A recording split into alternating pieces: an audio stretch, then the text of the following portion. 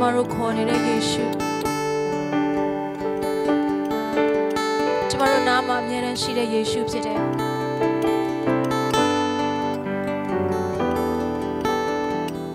Tomorrow I'll do a Goro Lomodoane Lupiore. Dabime. Tomorrow Begayo. To go Londwami the last rob Yamiro Sinzajia. Yeshu Shida Yago tomorrow got Londwami the la.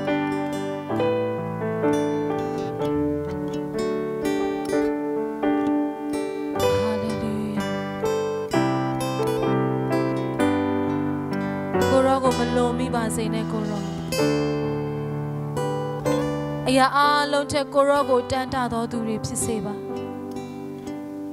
Did it time Boama low at Chetty in my Shiba Goro?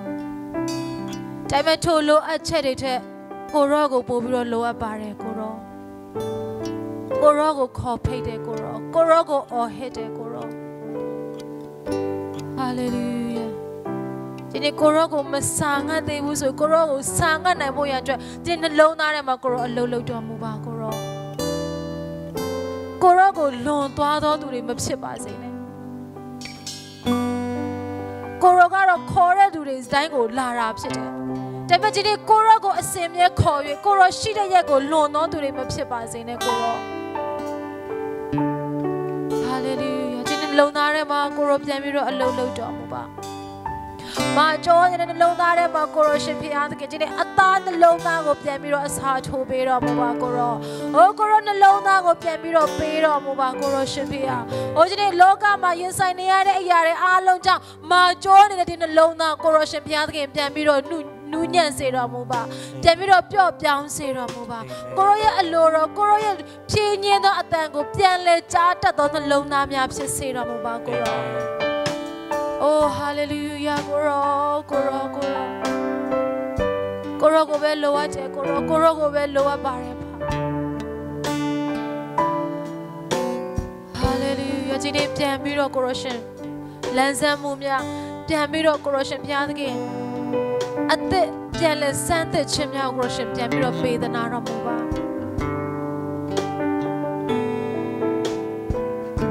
Hallelujah, Jini corrosion yet to Pashiten.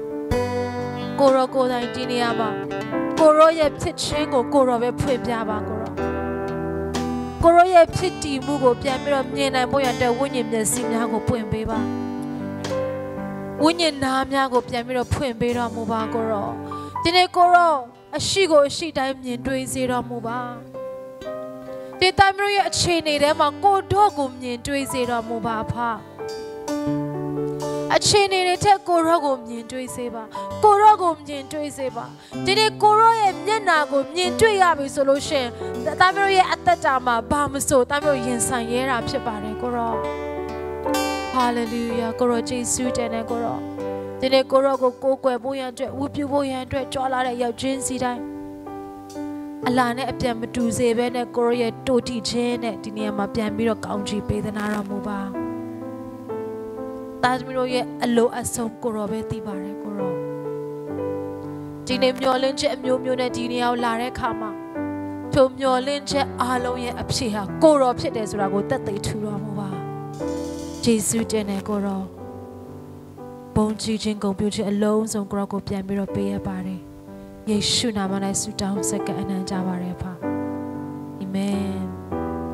Amen. Hallelujah. Hello, Minglava. Tiniama, Jamiro post some period and Amara go Chimo Mare.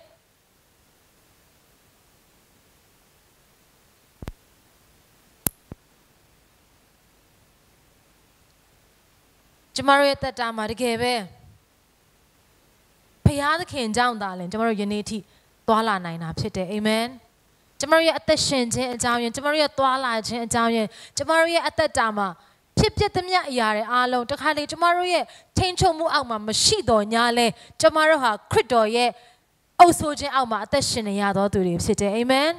And you the Catalan Namle 9 yare, the Catalan Kekere, Rutayare yare, yes, I neya and Dama, Jamaria Bowaga, Loa Yane, Dwazia Jam Shibu. Hallelujah. Bajanle to Yeshu Jam City. Amen. Yeshu got a Jamaro go Lomo to Ababu. Kore Lure, Dainzio Lara City. မျက်နှာမလိုက်ဘဲနဲ့လာတာဖြစ်တယ်ခေါ်ရင်ထူးတဲ့ဖခင်ဖြစ်တယ်အာမင်ခေါ်ရင်မလာခြင်းနဲ့လာတဲ့ဖခင်မဟုတ်ပါဘူးဟာလေလုယာအကျွင်းမဲ့ခေါ်ရင်တကယ်ပဲရောက်လာတဲ့ဖခင်သခင်ဖြစ်တယ်ဒါပေမဲ့တခါလေကျမတို့ဘက်ကသူ့ကိုလွန်သွားတဲ့အချိန်လည်းရှိကောင်းရှိနိုင်တယ်သူရှိရသားနဲ့သူ့ကိုကျမတို့ကလွန်ပြီးတော့သူ့ထက်တခြားသောအရာကိုဆွဲလန်းမိတဲ့အခါမှာတော့တခါလေကိုကဒုက္ခရောက်တဲ့အချိန်လည်းရှိတတ်ပါတယ်ဒါပေမဲ့ဒီနေ့အရေးကြီးတာကကျမတို့ကသူ့ကိုလွန်မသွားဖို့အရေးကြီးတယ်အာမင်သူရှိတဲ့အရာကိုကျမတို့ကတကယ်ပဲသူ့စီကိုအရောက်သွားနိုင်သောသူတွေဖြစ်ဖို့ရန်အတွက်အရောက်ချင်းစတဲ့ကိုဘုရားသခင်ကောင်းချီးပေးပါစေဆိုတော့ဒီနေ့မှာကျမအနေနဲ့ပြန်ပြီးတော့ကျမပြန်ဝင်ခတသက်ခံခွင့်ပေးတဲ့အရင်ဆုံးဘုရားရဲ့နာမတော်ကိုချီးမွမ်းနေကျမကိုဖိတ်ခေါ်ပေးတဲ့ဆရာမတို့နဲ့ဒီမှာတာဝန်ရှိတဲ့ပုဂ္ဂိုလ်ဆရာမများအားလုံးကိုအထူးပဲကျေးဇူးတင်တယ်ဆိုတာကိုပြောခြင်းနဲ့ကျမလည်းဒီမှာလာမယ်ဆိုလို့ရှိရင်အများနဲ့စိတ်လှုပ်ရှားတယ်ဘုရားသခင်ရဲ့ပေါ့နော်ဘုရားသခင်ဘလို့အလုံးလုံးမလဲဘလို့စကားပြောမလဲဆိုတာကိုလည်းကျမတကယ်ပဲဘုရားကိုမျှော်လင့်ပါတယ်ဆိုတော့အားလုံးပဲຫນွေရာသီမှာလည်းတကယ်ပဲဟိုဘုရားရဲ့မျက်မှောက်တော်ထဲမှာတကယ်ရှိကြတယ်ဆိုတာကိုလည်းကြားရတယ်ကျေးဇူးတော်ချီးမွမ်းတယ်ဆိုတော့ကျမတို့ရှိတဲ့နေရာအသီးသီးမှာဘုရားသခင်ကအရောက်ချင်းစီတိုင်းရဲ့အသက်တာမှာတမှုထူးခြားစွာအလုပ်လုပ်တဲ့ဘုရားသခင်ဖြစ်တယ်အာမင်ဘုရားသခင်သည်သူ့ရဲ့သားသမီးတိုင်းကိုစိတ်ဝင်စားတယ်အသေးစိတ်ကိုစိတ်ဝင်စားတဲ့ဘုရားသခင်ဖြစ်တယ်ဆိုတော့ဒီနေ့ကျမဘာအကြောင်းအရာကိုပြောချင်လဲဆိုလို့ရှိရင်ဒီနေ့မျှော်လင့်ခြင်းအကြောင်းကိုကျမပြောချင်တယ်ဘာလို့ဆိုတော့ဒီမျှော်လင့်တဲ့အရာတွေဟာနော်ကျမတို့လူဆိုတာခန္ဓာစိတ်ဝိညာဉ်ရှိတယ်ဆိုတော့ဒီခန္ဓာစိတ်ဝိညာဉ်၃ပါးရှိတဲ့အခါမှာကျမတို့အဓိကအသက်တာမှာအခက်တွေ့ဆုံးနယ်ပယ်ကဒီစိတ်ဆိုတဲ့နယ်ပယ်ဖြစ်တယ်နော်ဘာလို့ခန္ဓာကိုယ်ကတော့ထားလိုက်တော့ခန္ဓာကိုယ်ကတော့တနေ့တခြားပို့ပြီးတော့ပုတ်ပြက်လာမှာဖြစ်တယ်နော်ဟိုတေးပြီးတဲ့အခါမှာပြန်ရှင်ပြန်ထမြောက်မှာပဲတကယ်မပြတ်စည်းနိုင်တဲ့ခန္ဓာကိုရမှာဖြစ်တယ်နောက်ပြီးတော့ဝိညာဉ်ကတော့လုံးဝ perfect ဖြစ်ပြီးသားဖြစ်တယ်ဒီနေ့ယေရှုခရစ်တော်ကိုယုံကြည်လက်ခံပြီဆိုဒီဝိညာဉ်ကလုံးဝ perfect ဖြစ်တယ်ဒါပေမဲ့ကျမတို့လောကမှာအသက်ရှင်သွားလာတဲ့အခါမှာခန္ဓာစိတ်ဝိညာဉ်နဲ့သွားလာတဲ့အခါမှာဒီစိတ်ဆိုတဲ့နယ်ပယ်ကကျမတို့အခက်တွေ့ဆုံးဖြစ်မယ်လို့ထင်တယ်။ဘာဖြစ်လို့လဲဆိုတော့ဒီစိတ်နယ်ပယ်ကကျမတို့ရဲ့ခံစားချက်တွေရှိတဲ့နယ်ပယ်ဖြစ်တယ်။ကျမတို့ရဲ့စန္ဒတွေရှိတဲ့နယ်ပယ်ဖြစ်တယ်။ကျမတို့ရဲ့ဆုံးဖြတ်ချက်တွေချရတဲ့နယ်ပယ်ဖြစ်တယ်။ဘာဖြစ်လို့လဲဆိုတော့ကျမတို့ရဲ့အုံနောက်ကျမတို့ရဲ့နှလုံးသားကျမတို့ရဲ့ခံစားချက်ပဲဆိုတော့ဒီအရာဟာလောကမှာအသက်ရှင်နေတဲ့အခါမှာကျမတို့အဲ့ဒီနယ်ပယ်ကိုမနိုင်ဘူးဆိုလို့ရှိရင်တော့ဟိုတော်တော်လေးကိုအခက်တွေ့မှာဖြစ်တယ်ဒါကြောင့်မလို့အဲ့ဒီအရာကိုလည်းရှင်သန်စေတာကလည်းဘာလဲဆိုလို့ရှိရင်ဒီမျော်လင့်ခြင်းဖြစ်တယ်ကျမ်းစာထဲမှာဘယ်လိုရေးထားသလဲဆိုလို့ရှိရင်သုတ်တန်အခန်းကြီး73ငယ်7မှာမျော်လင့်တဲ့အရာဟာတဲ့ဖင့်နှဲ့လင်စိတ်နှလုံးပူပန်တတ်တယ်လို့ပြောတယ်မျော်လင့်သောအရာဖင့်နှဲ့လင်အင်္ဂလိပ်လိုဆိုဘယ်လိုရေးထားသလဲဆိုတော့သုတ်တန်73ငယ်7မှာ hope deferred makes the heart sick လို့ပြောတယ် hope deferred ဆိုတာကမျော်လင့်တဲ့အရာမြန်မာလိုကြတော့ဖင့်နှဲ့တယ်လို့တော့ဘာသာပြန်ထားတယ်ဒါပေမဲ့အင်္ဂလိပ်လို defer ဆိုတာကလွဲသွားတာကိုမျော်လင့်ထားတဲ့အရာတွေလွဲသွားတဲ့အခါမှာ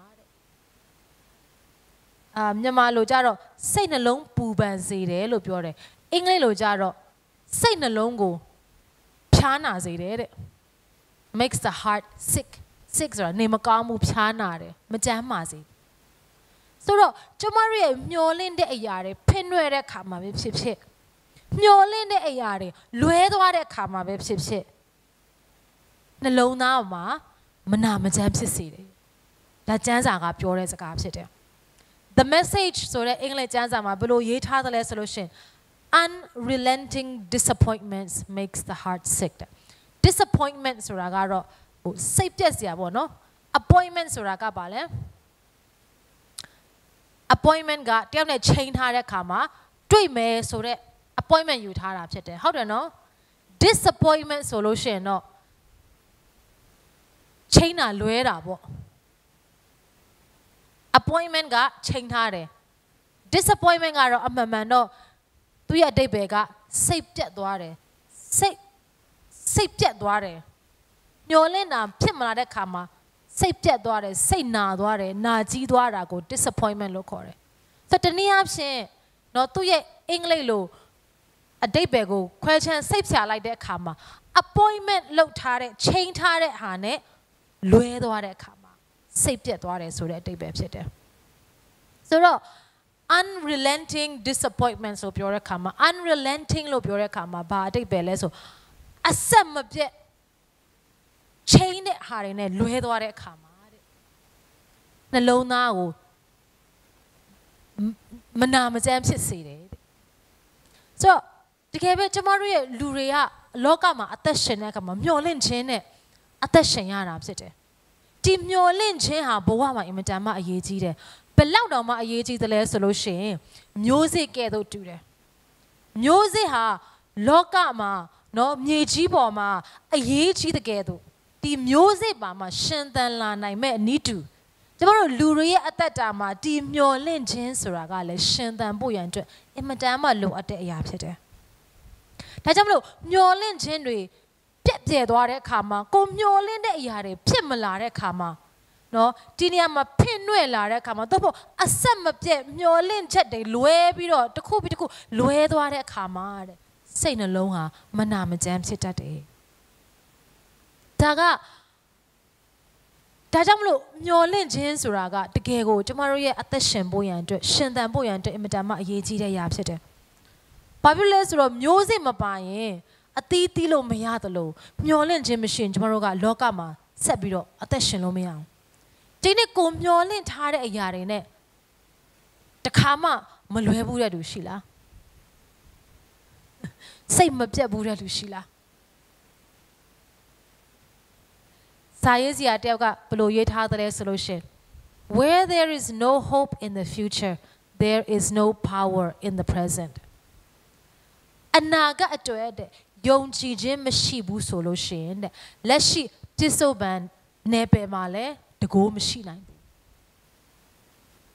အနာဂတ်အတွက်မျှော်လင့်ခြင်းတွေအနာဂတ်အတွက်ယုံကြည်ခြင်းတွေမရှိနေတဲ့နေရာတွေမှာလက်ရှိအခြေအနေမှာဘာမှစွမ်းအားမရှိဘူးဘာမှတကိုးမရှိဘူး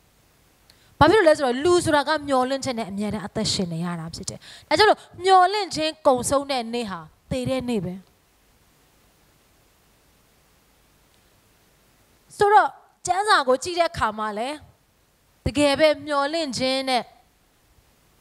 မျောတဲ့အရာတွေလွဲသွားတဲ့ပုံကိုယ်တွေအများကြီးပဲကျမ်းစာကိုဖတ်ကြည့်။တခါလေကျမတို့ကျမ်းစာကိုဖတ်တဲ့အခါမှာတကယ်ကိုပြည့်စုံမဲ့လူလို့ထင်တာမဟုတ်ဘူး။ဓမ္မဟောင်းကျမ်းထဲမှာဘယ်သူတွေ့ရဆိုအာဗြဟံတို့တွေ့ရတယ်။ဘုရားသခင်သူတို့ကိုဂတိပေးထားတယ်လူမျိုးကြီးဖြစ်စေမယ်ဒါပေမဲ့အသက်က100ရှိနေပြီသူ85နှစ်အရွယ်ကလေးကဘုရားသူ့ကိုဂတိပေးထားတာအသက်တောင်မှ100ရှိတော့မယ်ဘုရားသခင်ရဲ့စကားအကောင့်ထဲမဖော်နိုင်သေးဘူးဆိုတော့သူတို့ကဘာလုပ်လိုက်တယ်လဲတခါလေကျမတို့မျောလင့်ခြင်းတွေရောက်မလာတဲ့အခါမှာဘာဖြစ်လဲဆိုဆန္ဒတွေစောပြီးတော့ဇာတိနဲ့ဖြည့်ရှင်တတ်တဲ့အရာတွေလည်းတွေ့ရတာဖြစ်တယ်ဆန္ဒတွေစောပြီးတော့ဘုရားသခင်ရဲ့ timing ကိုကျွန်တော်တို့မစောင့်နိုင်မဲနဲ့ဘုရားသခင်ရှေ့မှာဝင်ပြီးတော့ဘုရားသခင်ရှေ့မှာပြေးလိုက်တဲ့အချိန်တွေမြောက်များစွာရှိတဲ့အခါမှာဘာတွေဖြစ်လာသလဲဆိုဣရှမေလတွေမွေးလာတယ်တခါတလေဘုရားသခင် timing ကိုမစောင့်နိုင်တဲ့အခါမှာဘုရားကဣဇက်အကောင်းဆုံးဂတိတော်နဲ့ဆက်ဆိုင်တဲ့အရာတွေကိုပေးချင်ပေးမယ်ကျမတို့ဘက်ကဆန္ဒတွေစောပြီးတော့ဘုရားကိုမစောင့်နိုင်ဘူးဒါကိုတော့မလို့မရတော့ဘူးနော်ဆိုပြီးတော့နော်မျောလင့်တဲ့ရဖင့်နွဲ့လာတယ်မရောက်လာနိုင်ဘူးအဲကြောင့်ဟာငါဖះကိုကူတော့မှပဲဖြစ်မယ်ဆိုပြီးတော့ကိုကလှုပ်ချလိုက်ရောတခါလေဖះကိုကူညီတဲ့အခါမှာပြဿနာတွေကျမတို့မျိုးဆက်တယ်မကဘူးနောက်မျိုးဆက်အဆက်လိုက်ဖြေရှင်းအခုတည်းတိကိုမဖြေရှင်းနိုင်တဲ့ယောဂတွေပြဿနာတွေဖြစ်လာတာဖြစ်တယ်တနိုင်ငံနဲ့တနိုင်ငံထိဖြေရှင်းရတဲ့ပြဿနာတွေဖြစ်လာတာဖြစ်တယ်တခါလေကျမတို့ရဲ့တက်တာမှာသူများတွေကြောင့်သူများတွေလှုပ်ကိုယ့်ရဲ့မျောလင့်ခြင်းတွေပြက်ပြားသွားတဲ့အချိန်လေးရှိတတ်သလိုယောသရဲ့တက်တာမှာဘုရားသခင်သူ့ကိုအိမ်မက်တွေပေးထားတယ်ယူပါယုံတွေပေးထားတယ်တကယ်ကိုဘယ်လိုပြောမလဲ share ကိုပေးထားတာနော်နည်းနည်းနော်ယူပါယုံတွေမဟုတ်ဘူး တကယ်ရှင်ဘရင်အရာကိုဖခင်ကသူ့ကိုယူပါယုံပေးထားတာဒါပေမဲ့ပေးထားတာဖြစ်တော်ညာလေဒီနေ့လူတွေရဲ့အမျိုးမျိုးမနာလိုမှုကြောင့်သူ့ရဲ့ညီကိုတွေရဲ့မနာလိုမှုကြောင့်သူကဟိုးမျောလင့်ထားတဲ့နေရာနဲ့တခြားစီရောက်နေတာ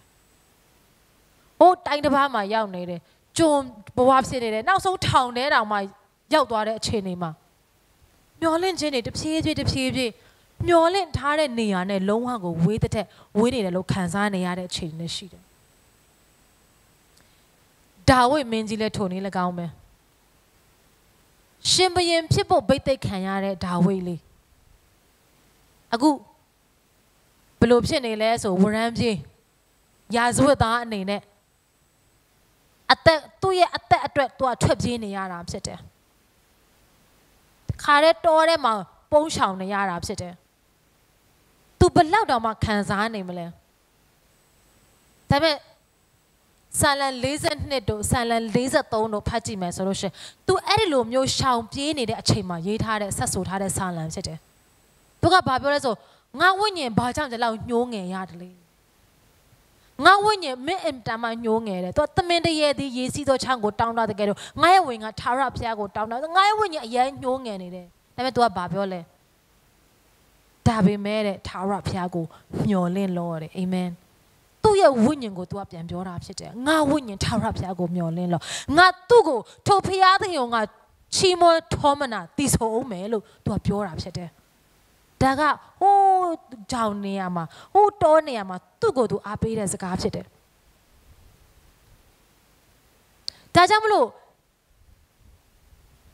တရက်ပြီးတရက်ကျမတို့ရဲ့အသက်ရှင်တဲ့အခါမှာဒီမျော်လင့်ခြင်းတွေကဘာဖြစ်လို့ဆိုခုနပြောသလိုနှလုံးသားကိုမကြမ်းမာစေတယ်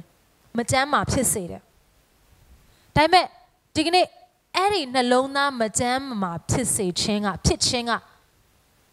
ကျမတို့ရဲ့ဘဝဆုံးရှုံးဖို့အထိဘုရားသခင်အလိုမရှိဘူးအာမင်ဒီလူရဲ့ဒီနှလုံးသားတောင်မှပြန်ပြီးတော့ကြမ်းမာလာနိုင်မယ်ဆိုလို့ရှင်ဒီကနေ့သူများလို့ပဲဖြစ်ဖြစ်ကို့အမားကြောင့်ပဲဖြစ်ဖြစ်မျောလင့်ခြင်းကင်းမဲ့နေတဲ့အခြေအနေတွေကိုရောက်နေမဲ့အချိန်မှာရောက်နေမယ်ဆိုလို့ရှိရင်ဒီနေ့ကျွန်မအားပေးချင်တယ်ကျွန်မစာအုပ်တုံးမှာဖတ်ရတာဖြစ်တယ်အဲ့ဒီစာရေးဆရာကဘာပြောလဲဆိုလို့ရှိရင်အဲ့ဒီစာရေးဆရာရဲ့အကိုဆိုလားသူကဒီ operation ခန်းထဲမှာ तू ကဝင်ခွင့်ရတယ်ဆရာဝန်တွေကဒီနှလုံး operation လုပ်တဲ့နေရာကိုတဲ့ तू ကဝင်ခွင့်ရတယ်တဲ့အဲ့မှာဆရာဝန်တွေကအဲ့ဒီလိုနှလုံးဘာတွေလုပ်ပေးလဲတော့မသိဘူးနှလုံးခွဲစိတ်လိုက်တယ်ခွဲစိတ်တာပြီးသွားပြီဒါပေမဲ့သူ့ရဲ့နှလုံးကိုတဲ့အဲ့ဒီလူနာရဲ့နှလုံးကိုသူမေ့ဆေးနဲ့လှုပ်ထားတာကိုဆိုတော့အစတော့ operation လုပ်တဲ့ချိန်မှာဆက်နဲ့နှလုံးကိုခုံရတာပေါ့နော်ခုံခိုင်းတာပေါ့နော် operation ပြီးသွားရောသူတို့ပြန်ပြီးတော့အဲ့ဒီလူနာရဲ့နှလုံးကိုပြန်ခုံအောင်သူတို့လုပ်လို့မရတော့ဘူးတဲ့သူတို့အမျိုးမျိုးစူးစမ်းတယ်ဒါပေမဲ့အဲ့ဒီလူနာရဲ့နှလုံးလုံးဝမခုံ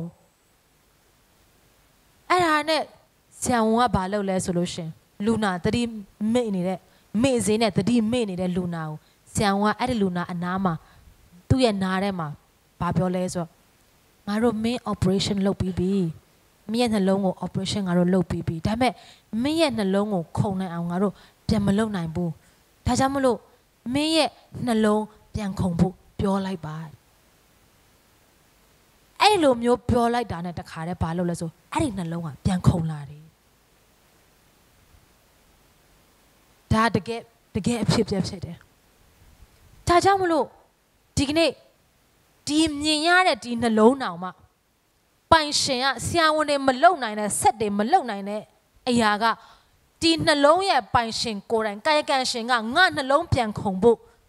ပြန်ပြီးတော့အမိန့်ပေးတဲ့အခါမှာဒီနှလုံးကပြန်ခုံလာတာနဲ့အမျှဒီကနေ့ဒီမှာရှိနေတဲ့ရောက်ချင်းစီတိုင်းကျမတို့ရဲ့အသက်တာမှာသေနေတယ်လို့ခံစားနေရတဲ့အခြေအနေမျောလင့်ခြင်းမဲ့နေတယ်လို့ခံစားနေရတဲ့အခြေအနေဒီနေ့ကိုပြန်အားပေးရအောင်အာမင်ငါနှလုံးပြန်ခုံပါအာမင်ငါရဲ့နှလုံးပြန်ခုံပါပြန်ပြီးတော့အသက်ရှင်ပါပြ ပြန်ပြီးတော့နော်ဘာဖြစ်လို့ညှိုးငယ်ရမှာလဲထာဝရဘုရားကိုမျှော်လင့်ပါလို့ဒီနေ့ဒါဝိမင်းကြီးပြောတယ်ပဲကိုပြန်အားပေးရအောင်ဟာလေလုယာကိုပြန်အားပေးရအောင်တခါလေသူများအားပေးစကားကိုကျမတို့ကလိုချင်တယ်မှန်တယ်ဒါပေမဲ့ဒီကနေ့ကိုအားပေးရမယ့်အချိန်လည်းရောက်လာပြီဟာလေလုယာငယ်တော့ကတော့သူများခွန်ကြွေးတာစားရတယ်နော်အသက်20 30ရွယ်မှာသူများခွန်ကြွေးတယ်ဆိုလို့ရှိရင်တော့ဒါကတော့တိတ်မဟုတ်တော့ဘူးဒီနေ့ကိုအားပေးဖို့အချိန်ရောက်လာပြီဒါဝိမင်းကြီးကလည်း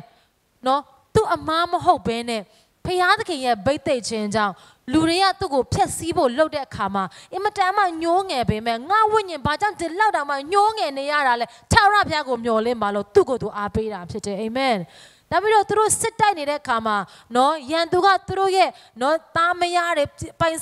ဆိုင်တဲ့အရာတွေအားလုံးလွတ်ယူသွားတဲ့အခါမှာတဲ့ဘာဖြစ်လို့ဆိုဒါဝိဒ်ကတဲ့သူ့ကိုယ်သူဖျားထဲမှာပြန်ပြီးတော့တီဆောက်တယ်လို့ပြောတယ်ဒီနေ့ကျမတို့ရဲ့အသက်တာကိုဒီနေ့ဖျားသခင်ထဲမှာပြန်ပြီးတော့တီဆောက်ရအောင်ဆိုတော့မျောလင့်ခြင်းမဲ့နေတဲ့မျောလင့်ထားတဲ့အတိုင်းဖြစ်မလာတဲ့အဲမှာဓမ္မသစ်ကျမ်းထဲမှာဘယ်သူရှိလဲဆိုပေတရုနော်ပေတရုကတော့သူ့ရဲ့သက်တာမှာသူ့လောက်နမိတ်လက္ခဏာတွေသူ့လောက်ထူးဆန်းတဲ့အရာတွေတွေ့တာသူတယောက်ပဲရှိတယ်တမန်တော်ထဲမှာယေရှုနဲ့အနိကအသက်ရှင်သွားလာခဲ့တယ်နော်နောက်ပြီးတော့ယေရှုဘယ်သူလဲဆိုတာကိုသူတယောက်ကပဲအဖြေမှန်ပေးနိုင်တာဖြစ်တယ်ကိုရောကမေးတယ်လေငါဘယ်သူလဲလို့ဘယ်သူလူတွေကဘယ်လိုပြောကြလဲဆိုဟိုလူကဒီလိုပြောတယ်ဒီလူကဒီလိုပြောတယ်အေလိယလို့ပြောတယ်နှချင်းဆရာယောဟန်လို့ပြောတယ်ပရောဖက်လို့ပြောတယ်အဲ့ပဲယေရှုကဘာပြောလဲဟိုသူများတယ်ပြောတာငါစိတ်မဝင်စားဘူးမင်းတို့ဘယ်လိုပြောလဲငါဘာတူလဲဒီနေ့ဖယားသခင်ကသူများတွေဘာပြောတယ်လဲသူများတွေကဖယားအကြောင်းကိုဘယ်လိုပြောတယ်လဲဆိုတာထက်ဒီနေ့မိတ်ဆွေဘယ်လိုဖြေတယ်လဲဆိုတာပို့ပြီးတော့စိတ်ဝင်စားတဲ့ဖယားဖြစ်တယ်မိတ်ဆွေရဲ့နှလုံးသားထဲမှာဒီဖယားသခင်ကဘာတူလဲတင့်အတွက်ဘာတူလဲဆိုတာကိုစိတ်ဝင်စားတယ်အဲ့ချိန်မှာပေတရုကကိုရောဟာဖယားရဲ့သားတော်ဖြစ်တယ်လို့ပြောတဲ့အခါမှာယေရှုကဘာပြောလဲအေးမင်းပြောတာတကယ်မှန်တယ်ဒါအသွေးသားကဖော်ပြတာမဟုတ်ဘူးငါခမဲတော်ကမင်းကိုလုံးဝဖွင့်ပြတာဖြစ်တယ်လို့ပြန်ပြောလိုက်တယ်ဆိုတော့ပေတရုကတကယ်ပဲဘုရားရဲ့ revelation ဘုရားရဲ့ဖွင့်ပြခြင်းပြတဲ့ကိုရထားတော်သူဖြစ်တယ်။အိုးသူတယောက်ကပဲရေပေါ်မှာလမ်းလျှောက်ခဲ့တဲ့သူဖြစ်တယ်နော်။တကယ်ကိုအမခံနမိတ်လက္ခဏာသူတယောက်ရဲ့ကဘာပေါ်မှာသူတယောက်ပဲရေပေါ်မှာလမ်းလျှောက်တာယေရှုပြီးရင်သူပဲ။ဒါပေမဲ့ဆိုတော့သူကဒီနမိတ်လက္ခဏာတွေအများကြီးတွေးခဲ့တယ်ဆိုတော့သူအရန်ကို confidence ရှိပြီးတော့ဟာကိုရောဘယ်တော့မှမစွန့်ပစ်ဘူးအဲ့ကိုရောငါတေးရတာမဆိုဟာဟိုအခုခေတ်စကားဆိုအုံဖွားဗါလဲလွဲပါစေဟလားအဲ့လိုမျိုးပြောခဲ့တဲ့သူဖြစ်တယ်ကိုရောမတေးရဘူးကိုရောကိုကျွန်တော်လုံးဝမစွန့်ဘူးအရန် confidence ရှိတယ်ဒါပေမဲ့တကယ်အရေးကြုံလာတဲ့အခါမှာယေရှုကိုညှင်းပယ်ခဲ့တဲ့သူလည်းဖြစ်တယ်ယေရှုကိုညှင်းပယ်ခဲ့ပြီးတော့နောက်ဆုံးကိုရောကိုဘယ်တော့မှမစွန့်ဘူးလို့ပြောတဲ့လူကယေရှုလက်ဝါးကားတိုင်းမှာတည်တဲ့ခါမှာအဲ့ဒီအနားမှာတော့မှမရှိရဲ့ဘူးထွက်ပြေးပြီးတော့ပုန်းရှောင်နေရတဲ့အသက်တာဆိုတော့သူ့ရဲ့တက်တာကိုချီးတဲ့ခါမှာတပည့်တော်ရဲ့တက်တာကြီးကမှဟာသူတို့အမတန်မှမျောလင့်ခဲ့တဲ့အရာတွေလုံးဝဖြစ်မလာဘူးဒီယေရှုကိုငါတို့တကယ်တမ်းမျောလင့်ခဲ့တာသူကသူ့နိုင်ငံတော်တည်ထောင်မယ်ဆိုပြီးတော့နော်အားရပါရငါတို့ကတကယ်ပဲစောင့်နေတာဒီယောမတွေရဲ့နော်လက်ထက်ကနေငါတို့ကိုကယ်တင်နိုင်မဲ့မေရှိယသူတို့ကယေရှုကိုဟောရှနာဆိုပြီးတော့ကြိုဆိုခဲ့တာကတခြားမဟုတ်ဘူးယောမတွေရဲ့လက်ကနေကယ်တင်ပါလို့អော်တာဖြစ်တယ်ဟောရှနာဆိုတဲ့အတိတ်ပဲကကယ်တင်ပါဆိုတဲ့အတိတ်ပဲဖြစ်တယ်ဆိုတော့ဒီအစိုးရရဲ့လက်ထက်ကနေပြီးတော့ဒီယောမစစ်အစိုးရယောမတွေရဲ့နော်လက်အောက်ကနေကျွတ်တို့ကိုကယ်တင်ပါလို့လူတွေကအော်ဘာဖြစ်လို့လဲသူတို့ရဲ့မျောလင့်ခြင်းကသူတို့က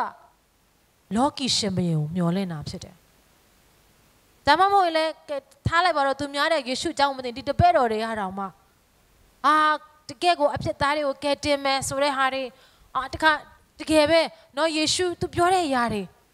ဒါပေမဲ့တကယ်တမ်းကျတော့သေလဲသေသွားရော ရှင်ပြန်ထားမြောက်တယ်လို့တော့ကြားတယ်သင်တိုင်းသွားကြည့်တဲ့အခါမှာအလောင်းလည်းမတွေ့ရအောင်ယေရှုနဲ့လည်းမတွေ့ဘူးဟာဘလို့ဖြစ်သွားတာလဲငါတို့အယံမျောလင့်ခဲ့တဲ့ဟာတွေယေရှုငါတို့ကိုပြောခဲ့တဲ့အရာတွေငါတို့အယံမျောလင့်ခဲ့ရတယ်ဘာတွေဘလို့ဖြစ်သွားလို့ဘာတွေဘလို့ဖြစ်ကုန်လဲသူတို့လည်းမသိတော့ဘူးတခါလေကျွန်တော်ရဲ့တက်တာမှာဖယားသခင်ကပြောခဲ့တဲ့အရာတွေကပြောတော့ပြောခဲ့တယ်ဖြစ်မလာဘူးပြောတော့ပြောခဲ့တယ်ဒါပေမဲ့ကိုထင်ထားတဲ့ပုံစံနဲ့ဖြစ်မလာဘူးအဲ့မှာတခါလေကျွန်တော်ရဲ့တက်တာမှာရှုပ်ထွေးမှုတွေနဲ့မေကွန်းနေငကိုထက်မေကွန်းနေလဲနှစ်ဆလောက်ပိုများတဲ့ချိန်နဲ့ရှိကောင်းရှိနိုင်တယ်ဒီနေ့မိတ်ဆွေရဲ့တက်တာမှာဘုရားသခင်ပြောတော့ပြောခဲ့ပေမဲ့ပြောတာထက်မေကွန်းနှစ်ဆတွေပိုများတဲ့ချိန်တွေလည်းဖြစ်ကောင်းဖြစ်နိုင်တယ်မေးစရာမေကွန်းလူတဘာဝကအမြဲတမ်းဗာမေးတတ်တယ်လဲဆိုတော့ why ဘာကြောင့်လဲဆိုတော့မေးတတ်တာဒါလူတဘာဝဖြစ်တယ်ဒီနေ့တပည့်တော်ရဲ့တက်တာမှာလည်းဒါလည်းတွေ့ရတယ်ဆိုတော့သူတို့ကယေရှုပြောတဲ့စကားကိုဆွဲကင်တာထက်သူတို့ဘာလုပ်လိုက်လဲဆိုလို့ရှင်ဖျားသခင်ရဲ့အကြံစီကနေပြီးတော့အဝေးကိုထွက်ပြေးသွားကြတယ်ဆိုတော့တွေ့ရတယ်တခါကျွန်တော်တို့တက်တာမှာမျောလင့်တဲ့အတိုင်းဖြစ်မလားဆိုတခါလေဖျားသခင်ရှေ့ကနေပြေးတဲ့အာဗြဟံတို့လိုမျိုးဖျားရဲ့တိုင်ပင်ကိုမဆောင်နိုင်ဘဲနဲ့ပြေးတဲ့နေရာမှာလဲတဒနာတွေရှိလာတတ်တယ်တချို့တွေကတော့ဖျားသခင်စီကနေတခါတည်းကိုထွက်ပြေးသွားတဲ့လူတွေရှိတယ်ဒီတပည့်တော်တွေလို့ပေါ့နော်ရှင်ယောဟန်ခရစ်ဝင်ခန်းကြီး21ကိုကြည့်ရအောင်အဲ့ဒီ21ရဲ့နောက်ခံသမိုင်းကအဲ့ဒါဖြစ်တယ်ရှင်ယောဟန်ခရစ်ဝင်ခန်းကြီး21မှာသခင်ယေရှုတည်ခြင်းကနေရှင်ပြန်ထမြောက်ပြီးတော့တပည့်တော်တွေနဲ့လည်းမတွေ့ဘူးတပည့်တော်တွေတချို့တွေဆိုတော့ကိုတင်ပြလိုက်တယ်ဒါပေမဲ့အခုတပည့်တော်တွေကဘာပဲဆိုကဲငါတို့အခုဘာဆက်လုပ်ကြမလဲငါတို့3နှစ်လုံးငါတို့ရဲ့အလုပ်ကနေထားခဲ့ပြီးတော့ဒီယေရှုနောက်ကိုလိုက်နေအခုတည်ပြီးတော့ရှင်ပြန်ထမြောက်တယ်ဆိုတော့အခု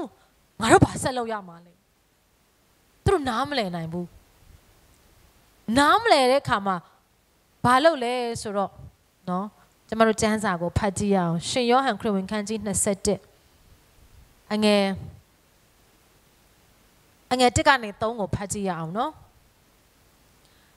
ရှင်ယောဟန်ခရစ်ဝင်21အငယ်1ကနေ3တဖန်ယေရှုသည်တိဘေရိအိုင်နာမှာတပည့်တော်တို့အားကိုပြတော်မူ၏ပြတော်မူသည့်အကြောင်းအရာဟူမူကားရှီမုန်ပေတရုနှင့်ဒီဒုမှုဟုအမည်ရှိသောသောမဂါလိလဲပြည်ကာနာမြို့သားနာသနေလဇေဗဒဲ၏သား2ယောက်အခြားသောတပည့်တော်2ယောက်တို့သည်အတူရှိကြ၏ရှီမုန်ပေတရုကကျွန်ုပ်သည်ငါဖမ်းသွားမည်ဟုဆိုလျှင်ထိုသူတို့ကကျွန်ုပ်တို့လည်းလိုက်မည်ဟုပြောဆိုသည်နှင့်ထွက်သွားကြ၏ချက်ချင်းလှေထဲသို့ဝင်၍ထိုညတွင်တကောင်ကိုမျှမရကြဆိုတော့သူတို့က3နှစ်3မိုးလုံးဒီယေရှုနောက်ကိုလိုက်ပြီးတော့တခါတည်းအကြီးကျယ်နော်စိုးရင်ထိတ်လန့်စရာတွေကြုံပြီးတော့ယေရှုသေသွားတယ်ပြန်ရှင်ပြန်ထမြောက်တယ်လည်းပြောတယ်ငါတို့ဘာဆက်လုပ်ရမှာလဲငါတို့မျောလင့်ထားတဲ့အတိုင်းနဲ့ဖြစ်မလာဘူးအဲ့မှာတပည့်တော်တွေကရှီမုန်ကပဲပေတရုကပဲဥဆောင်ပြီးတော့ကဲကွာငါပဲသွားမြားတော့မယ်အဲ့ဒီမှာကျန်တဲ့တပည့်တော်တွေကလည်းအေးငါတို့လည်းလိုက်ခဲ့မယ်ဆိုပြီးတော့ပြောလိုက်တယ်ဘယ်နှယောက်တောင်လဲမသိဘူးဒီမှာနော်ရှီမုန်သောမနာသနေလဇေဗဒဲ၏သား2ယောက်နဲ့အခြားတပည့်တော်2ယောက်ဆို6ယောက်တောင်မှရှိတာမှ12ယောက်ထဲမှာတယောက်ကသေပြီဆိုတော့17ယောက်ထဲမှာ6ယောက်ကတော်ပြီကွာငါတို့တိတဲ့အတိတ်ကိုပဲငါတို့ပြန်သွားလိုက်မယ်ဒီငါးများဆိုတာကသူတို့ကအပျော်တမ်းသွားပြီးတော့ဟေးငါတို့ပြင်းတယ်ကွာငါသွားဖမ်းရအောင်ဆိုပြီးတော့ငါသွားဖမ်းတာမျိုးမဟုတ်ဘူးဒါကဘာလဲဆိုလို့ရှင်သူတို့ရဲ့ဘဝဟောင်းကိုသူတို့ပြန်သွားချင်တာဖြစ်တယ်သူတို့အရင်တော့တိကျွမ်းတဲ့ဟာဒါပဲယေရှုကတော့သူတို့ကိုအမျိုးမျိုးဟာနိုင်ငံတော်အကြောင်းကိုပြောတယ်ဟာကောင်းကင်နိုင်ငံအကြောင်းပြောတာတော့ပြောတာပဲဒါပေမဲ့အခုကယေရှုလည်းမရှိတော့ဘူးငါတို့ဘာဆက်လုပ်ရမလဲငါတို့မျှော်လင့်ထားတယ်လည်းဖြစ်မလာဘူးအဲဆိုငါတို့ဘဝဟောင်းကိုပဲပြန်သွားလိုက်မယ်ငါတို့ဘဝဟောင်းကိုတော့ငါတို့ကောင်းကောင်းသိတယ်တိပြီးသားနေရာကိုကွာပြန်သွားချင်တာ ဒါကဘာလဲဆိုသူတို့နားမလဲဘူးတခါလေကျမတို့နားမလဲတဲ့အခါမှာတိတဲ့နေရာကိုပြန်နောက်ပြန်ပြေးချင်တာဖြစ်တယ်ဒါပေမဲ့ဒီကနေ့ဖယားသခင်ကကျမတို့ကိုနားမလဲတဲ့နေရာမှာဆက်ပြီးတော့နားမလဲရင်လည်းယေရှုကိုဆက်ပြီးတော့ယုံကြည်ကိုးစားဖို့ဘုရားသခင်အလိုရှိတာဖြစ်တယ်တခါကျမတို့နားမလဲတဲ့အခါမှာထွက်ပြေးခြင်းတယ်ထွက်ပြေးတဲ့သူလည်းရှိတယ်အရင်တော့သိပြီးသားအရင်တော့ကိုရင်းနှီးကျွမ်းဝင်ပြီးသားဆိုတော့ကိုပို့ပြီးတော့ confidence ရှိတာပေါ့နော်ကိုမသိတဲ့နေရာမှာဘယ်သူမှမသွားချင်ဘူးဘာဖြစ်လို့လဲ safe မဖြစ်ဘူးကို safe ဖြစ်တယ်လို့ခံစားတဲ့နေရာမှာပဲနေချင်ကြတာဖြစ်တယ်ဘာဖြစ်လို့လဲ safe ဖြစ်တယ်လို့ခံစားရင်မျောလင့်ခြင်းတွေယုံကြည်ခြင်းတွေလည်းမလိုတော့ဘူးလေဟုတ်တယ်နော်ကိုတိပြီးသားနေရာမှာယုံကြည်ခြင်းနဲ့အသက်ရှင်ဖို့ဆိုတော့မလိုတော့ဘူးတခါလေကျမတို့ကဖယားသခင်ရဲ့လုံရက်တွေကိုဖယားသခင်ကျမတို့ကိုခေါ်တဲ့နယ်ပယ်တွေကိုသွားအစပိုင်းတော့သွားပါရဲ့သွားရင်းနဲ့နားမလဲတဲ့အရာတွေဖြစ်လာတဲ့အခါမှာတခါတည်းတန်းပြီးတော့ကိုနားလဲခဲ့တယ်ကိုအရင်တော့ထားခဲ့တဲ့နေရာပြန်ပြီးတော့ပြေးချင်ကြတယ်ဒါပေမဲ့အဲ့ဒီလိုမျိုးနားမလဲပဲနဲ့ကျမတို့ပြန်ပြေးတဲ့အခါမှာ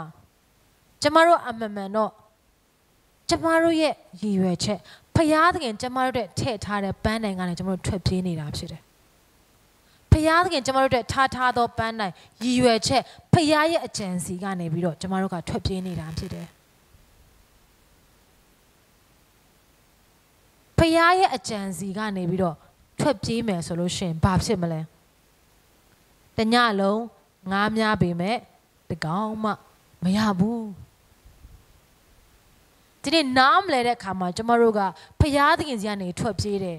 ကိုလုံနေကြအရင်တော့အောင်မြင်ခဲ့တယ်အရင်တော့အရန်တိကျွမ်းတဲ့နားလဲတဲ့ကျွမ်းကျင်တဲ့အနေအရာကိုသွားပေမဲ့ဘာဖြစ်လဲအောင်မြင်လားအောင်မြင်ဘူး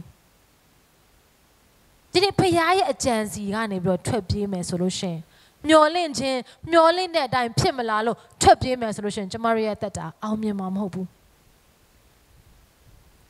အဲ့ဒီမအောင်မြင်တာလဲမကျွမ်းကျင်လို့မဟုတ်ဘူး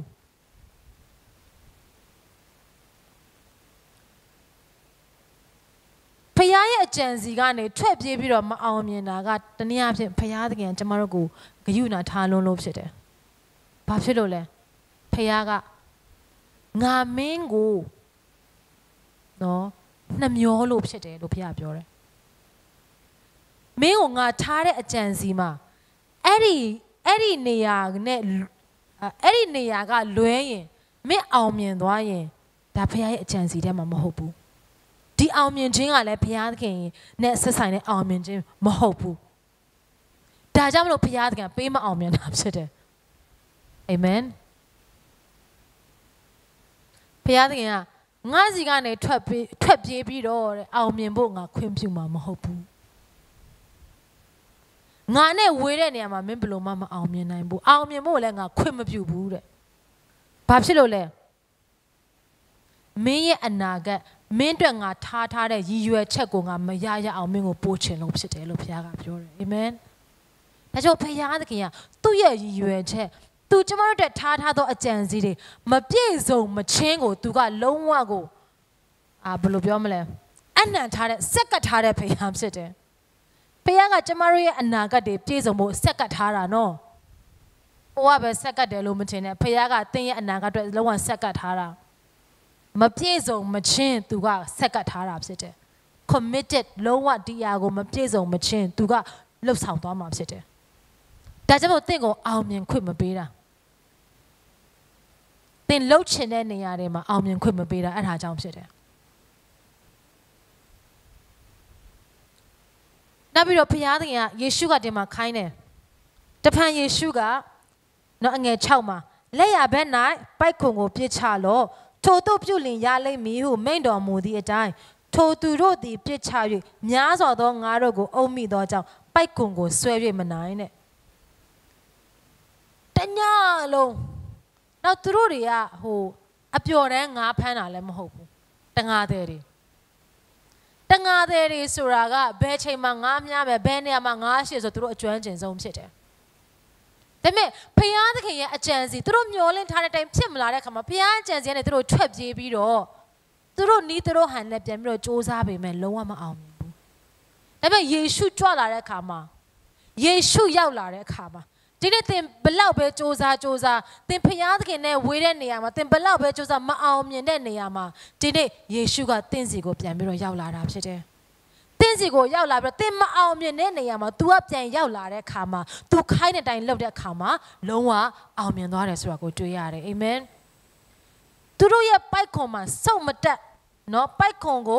สวยไม่ยากนะเนี่ยเอ็มแต่มาเมียสอดงากูอยู่ต่อยาต่อจังไปของเรามาสวยไม่ไหนบุ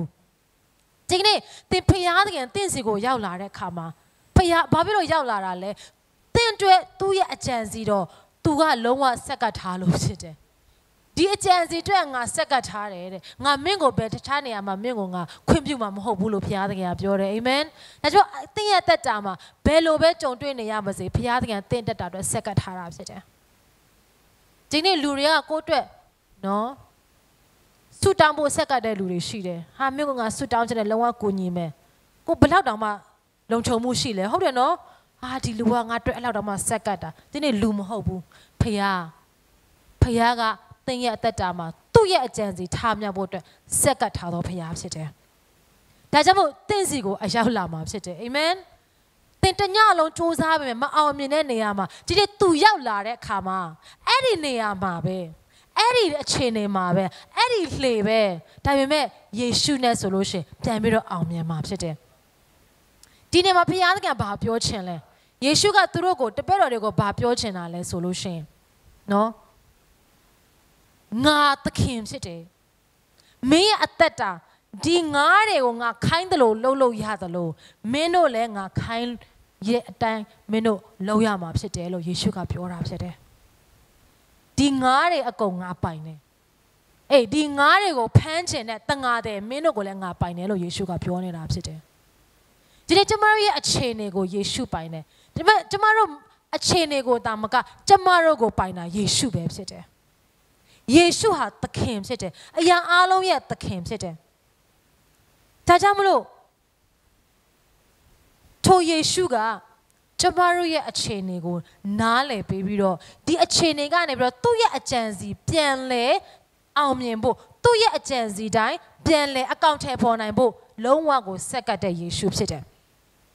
ถ้าจำไม่รู้ตัวเปโตรกูเนาะดีพิจารณาบาปอยู่ส่วนนั้นนับถือกับคนอาจจะมาพิจารณาแต่ไม่จะมาพยายามที่จะเนี่ยทบทวนข้ามาพยายามท่าเรื่องอาจารย์สิกันเนี่ยเราทบทวนเนี่ยทุกๆนับเนี่ยอันนี้เราไม่รู้ส่วนจะมารู้กับบ้ามาเอาเมียมาหอบบุแต่ไม่มาเอาเมียนั่นเลยเยซูก็จะมาเรียนอนาคตตัวสักท่าลบเสร็จตัวยังเอาเมียจริงก็จะมารู้กับเปย์เชนลบเสร็จที่มาบ้านนับโตเยซูก็บ้ากับพิจารณาเลยโซลูชันเปย์จะรู้กูคุณอาจจะมาပြောတဲ့တိုင်းအဲ့ဒီမှာငါးတွေအများကြီးဖမ်းမိတဲ့ခါမှာတဲ့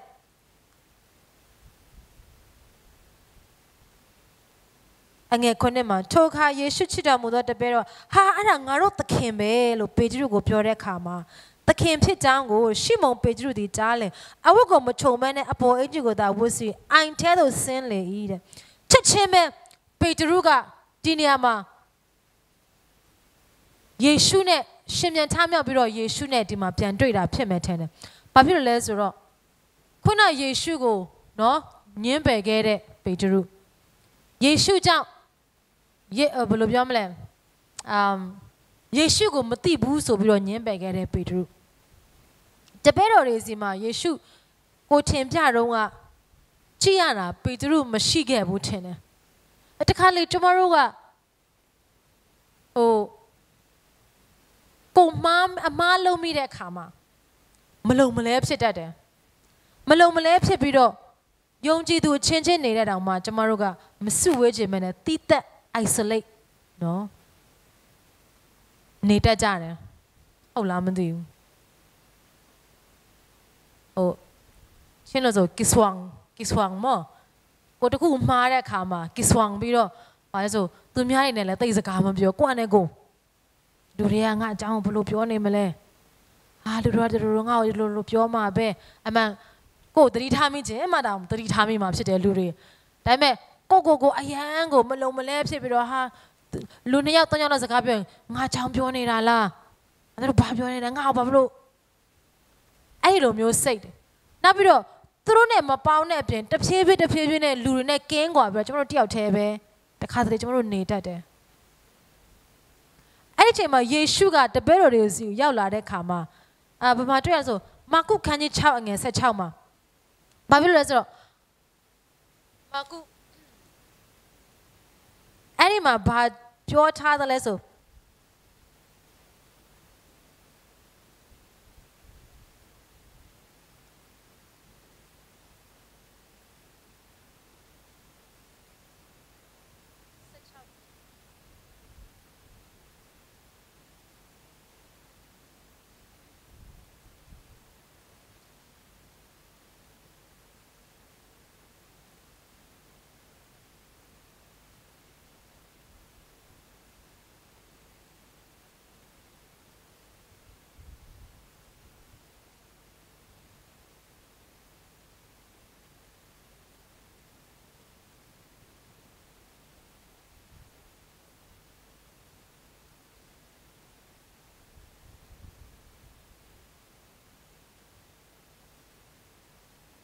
ကျွန်မမှတ်ထားတဲ့ဟာနဲ့မတူ sorry မာကု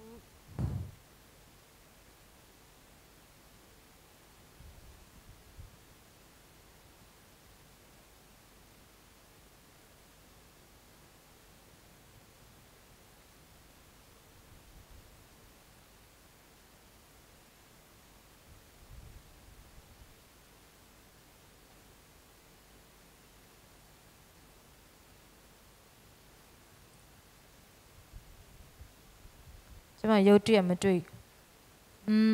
အဲ့ဒီမှာကျွန်မနောက်မှပြန်သေချာပြန်ရှာမယ်ဘာလဲဆိုယေရှုရှင်ပြန်ထမြောက်တဲ့အခါမှာတဲ့သူတို့သွားကြည့်တဲ့အခါမှာတပည့်တော်တို့နဲ့တဲ့ပေတရုမှစ၍တပည့်တော်တို့ကသွားပြီးတော့ပြောပါယေရှုထမြောက်ပြီဆိုတဲ့အကြောင်းကိုလို့ပြောတယ်ဆိုတော့68လား6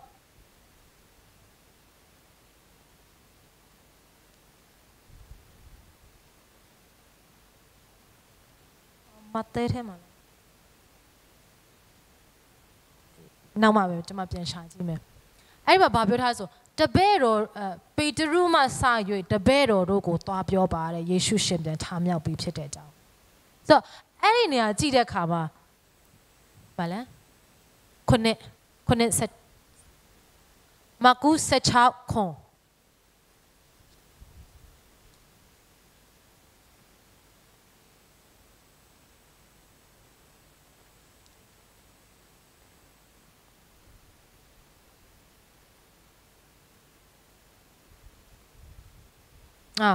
ဟုတ်တယ်မာကုခန်းကြီး16ငယ်9မှာသင်တို့ရှေ့ဂါလိလဲပြည်သို့ကြွတော်မူကြောင်းကိုပေတရုမှစ၍တပည့်တော်တို့အားသွား၍ပြောကြလော့တဲ့အထက်ကမိန့်တော်မူသည့်တိုင်ထိုပြည်၌သင်တို့ဒီကိုတော်ကိုတွေ့မြင်ရကြလိမ့်မည်ဟုဆို၏တဲ့အဲ့ဒီမှာသင်ချိုင်းမှာလာပြီးတော့ယေရှုအလောင်းကိုလာပြီးတော့ကြည့်ဖို့လာတဲ့အခါမှာနော်အဲ့ဒီမှာကောင်းကင်တမန်ကပြောတာဖြစ်တယ်ပေတရုမှစ၍တပည့်တော်တို့အားသွားပြောပါဆိုကြတဲ့ကပေတရုကတပည့်တော်နဲ့အတူမရှိဘူးပေါ့နော်ပေတရုမှစတပည့်တော်တို့ကိုသွားပြီးတော့ပြောပါယေရှုထားမြောက်ပြီဆိုတဲ့အကြောင်းဆိုတော့ပေတရုကတော့တော်တော်လေးကိုနော်မလုံမလဲဖြစ်နေတဲ့အပြင်တော်တော်ကိုသူ့ကိုယ်သူအပြစ်တင်နေမှာပဲသူမျောလင့်ထားတိုင်းသူ့ကိုယ်သူလည်းတော်တော်စိတ်ပြတ်မိမှာပဲတခါလေကျမတို့ကအမားလုံးမိတဲ့အခါမှာကျမတို့မိတ္တဟာယယုံကြည်သူတွေနဲ့အတူတူနော်ကိုယ်အားပေးမဲ့သူနဲ့မိတ္တဟာယဖွဲ့မဲ့စားတခါလေကိုယ့်ကိုတီးတန့်နေပြီးတော့သူများနဲ့ခက်ဝေးမှာပဲကျမတို့ကနေတတ်ကြတယ်သူများနဲ့တိတ်မပေါင်းချင်ဘူးမဟုတ်ဆိုကိစ်ဝမ်နဲ့လေကွာအဲ့လိုမျိုးလှုပ်ထားရဲဆိုတော့လူတွေကလည်းကိုယ်အမျိုးမျိုးကြည်နေမှာပဲလူတွေကလည်းငါ့ကိုသူတို့ပြောနေမှာပဲလူတွေကငါ့ကိုသူတို့တွေးနေမှာပဲဒီလိုဆိုပြီးတော့မဟုတ်မဟတွေရှောက်ပြီးတော့စဉ်းစားတယ်နော်ဒါဘယ်သူမဆိုပါ ကိုမလုံမလဲဖြစ်တဲ့အခါမှာသူများနဲ့မပေါင်းဘဲနဲ့တီးတန့်သူများနဲ့ခက်လန့်လန့်မှာပဲကျွန်တော်တို့ကနေတယ်ပေတရုကလည်းအဲ့လိုဖြစ်မယ်လို့ထင်တယ်ဘာလို့ဆိုပေတရုမှစရွေတပည့်တော်တွေကိုသွားပြောပါဆိုအတူမရှိနေဘူးဒါပေမဲ့အဲ့ဒီအချိန်တွေကိုပင်ယေရှုကစိတ်ဝင်စားတာဖြစ်တယ်အဲ့ဒီအချိန်မှာပင်လေယေရှုကတကူးတကပေတရုကိုနာမည်နဲ့ပေတရုကိုနဲ့နော်တပည့်တော်တွေကိုပြောပါဆိုပြီးတော့ပြောတာဖြစ်တယ်ဒါကြောင့်မို့ကျွန်တော်တို့မျော်လင့်ခြင်းတွေဘလောက်ပဲမဲ့နေပါစေဘလောက်ပဲကိုမျော်လင့်ထားသလိုဖြစ်မလာတဲ့အချိန်တွေမှာဖြစ်နေပါစေဘာဖြစ်လို့ဒါမှမဟုတ်လေကိုအမှားကြောင့်ကိုမျော်လင့်တယ်လို့မဖြစ်လာခဲ့သည့်တိုင်ယေရှုကကျွန်တော်တို့ကိုပြန်ပြီးတော့စိတ်ဝင်စားတဲ့ဖခင်ဖြစ်တယ်ကျွန်တော်ရဲ့အချိန်တွေကိုသိပြီးတော့ကျွန်တော်တို့စီကိုအရောက်ပြန်လာတဲ့ယေရှုဖြစ်တယ်ကျွန်မတို့ရဲ့ပြက်ပြားသွားတဲ့မျော်လင့်ချက်တွေကိုပြန်ပြီးတော့ပေးချင်တဲ့ယေရှုဖြစ်တယ်ကိုအပြစ်တင်ရှုံချနေတဲ့အရာကိုယေရှုကဘာလို့ဆိုအဲ့ဒီအတွက်သူကကိုစားခံခဲ့ပြီးပြီလေပေတရုကိုပြောပါလို့ပြောတာကပေတရုအခုသူခံစားနေရတဲ့သူ့ကိုသူအပြစ်တင်တဲ့စိတ်တွေသူ့ကိုသူရှုံချတဲ့အရာတွေသူ့မျော်လင့်ချက်နော်သခင်ကိုစိတ်ပြက်စေခဲ့တဲ့အရာတွေသူ့ကိုသူစိတ်ပြက်စေခဲ့တဲ့အရာတွေရှက်ကြောက်ခြင်းတွေအားလုံးအတွက်ငါခံခဲ့ပြီးပြီဒါကြောင့်မလို့ပေတရုကိုသွားပြောပါငါရှင်ပြန်ထားမြောက်ပြီ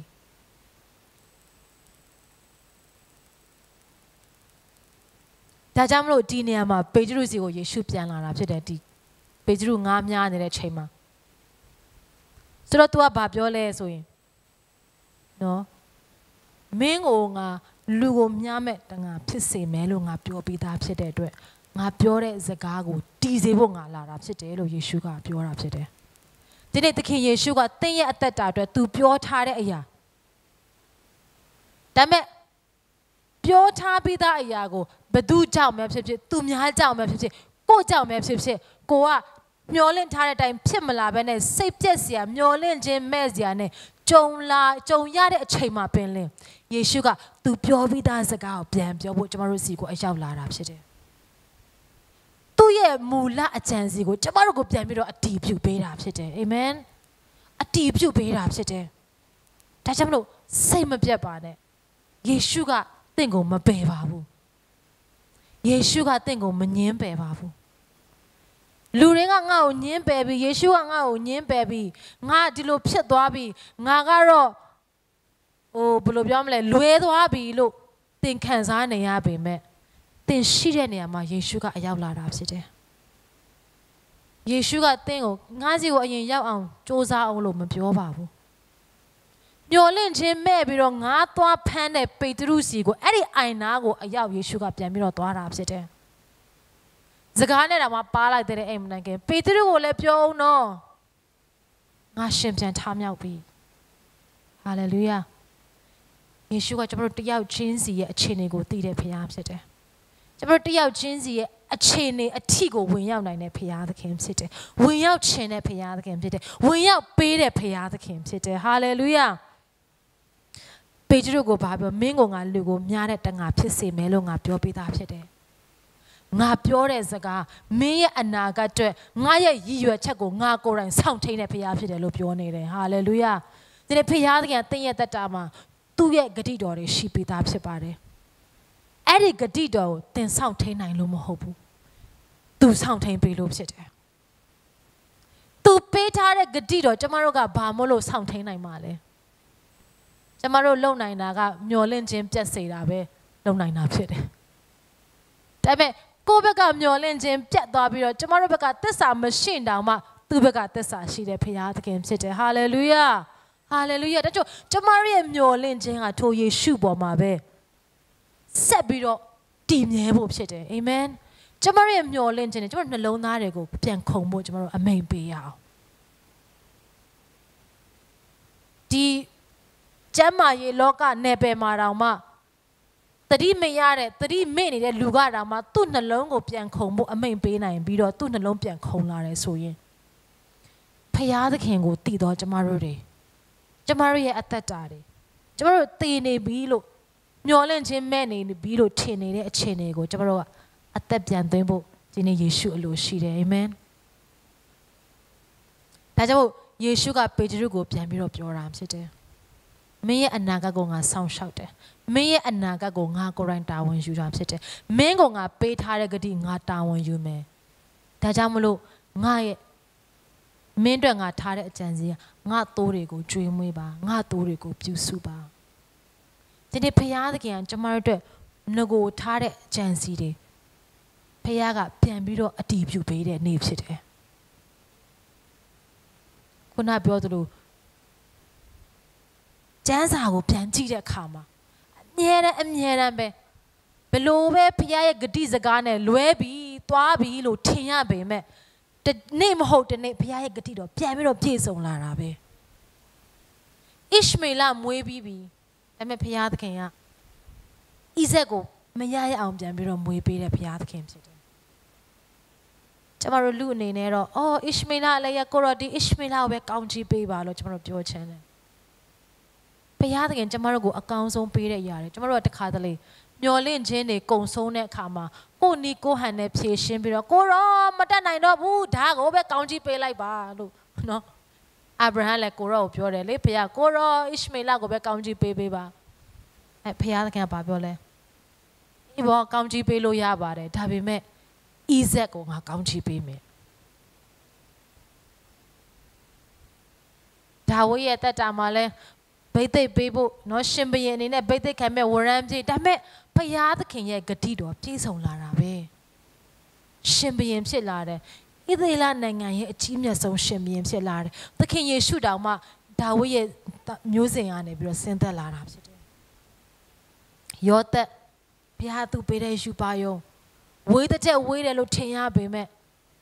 အဲ့ဒီအရာတွေအားလုံးကသူ့ကိုအဲ့ဒီပန်းတိုင်ကိုအရောက်ပို့ပေးတဲ့အရာတွေဖြစ်တယ်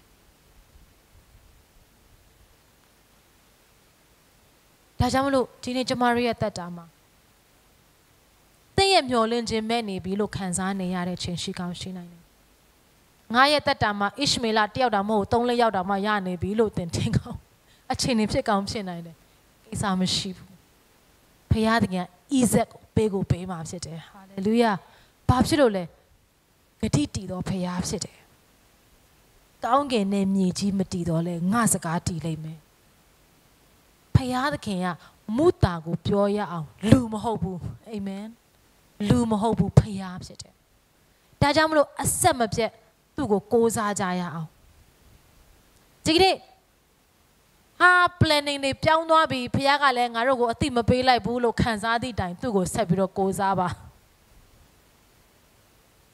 မမြင်ရတဲ့ချိန်မှာပင်လင်သူ့ကိုဆက်ပြီးတော့ကိုးစားရအောင်ဘာဖြစ်လို့လဲမမြင်ရသေးတဲ့အချိန်မှာပင်လင်ဖခင်သခင်ကဒီနေရာမှာသူတို့ကတညလုံးငားများတယ်တော်တော်ပင်ပန်းနေတယ်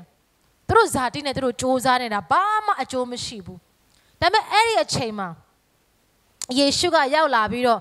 ကဲလက်ရဘက်ကိုပိုက်ကွန်ချတယ်ဆိုတဲ့အခါမှာယေရှုခိုင်းတဲ့အခါမှာငားတွေအများကြီးရောက်လာတယ်အဲ့ဒါသူတို့ကမ်းပေါ်မှာရောက်လာတဲ့အခါမှာယေရှုကမေးတယ်ယေရှုကဘာပြောလဲဆိုရင်အငယ်7မှာလာ၍တဲ့မနဲ့စားကြလို့ယေရှုကအစင်တဲ့အမှစားဖို့စောင့်နေတာဖြစ်တယ်သူတို့ကတော့တညလုံးစူးစမ်းတယ်တညလုံးပင်ပင်မမတ်နဲ့စူးစမ်းတယ်ငါးတကောင်မှမရအင်မတန်မှပင်ပန်းပြီးတော့နော်ခြေကုံလက်ပန်းကျနေတဲ့အချိန်မှာယေရှုကသူတို့အတွက်အာဟာရကိုပြင်ဆင်ပေးတာဖြစ်တယ်သူတို့နောက်ထပ်သွားရမယ့်ခရီးအတွက်သူတို့နောက်ထပ်ရမယ့်ထိုးဖောက်မှုအတွက်ယေရှုကပြင်ဆင်ပေးပြီးပြီအာမင်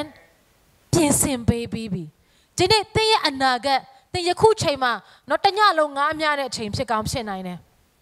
ဘာမှမရတဲ့အချိန်ဖြစ်ကောင်းဖြစ်နိုင်တယ်ဒါပေမဲ့ယေရှုကသင်စီကိုရောက်လာပြီးတော့လာငါနဲ့တူစားရအောင်မင်းတို့ငါပြင်ဆင်ပေးပြီးပြီလို့ပြောတယ်အာမင်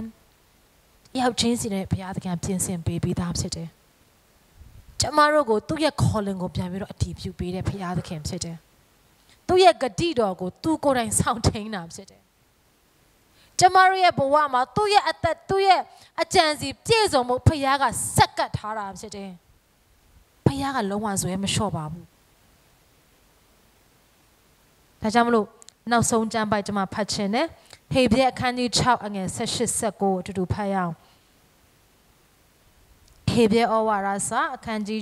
6အငယ် 18-19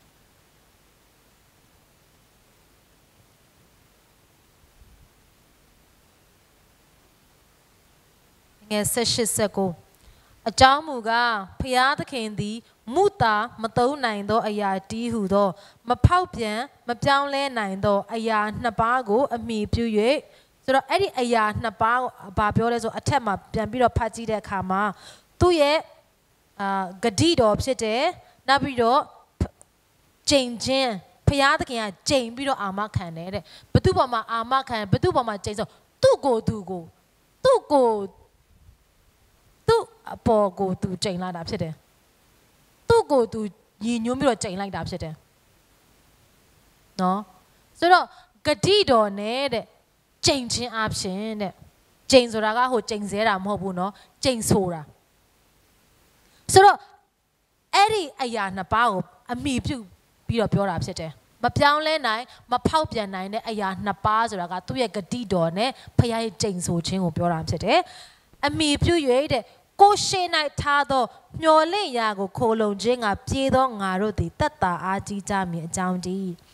ထိုမျော်လင့်ခြင်းမူကားကလကာတွင်း၌ချ၍မြဲမြံခိုင်ခန့်သောစိတ်နှလုံး၏ကြောက်စူးကဲ့သို့ငါတို့၌ရှိသည်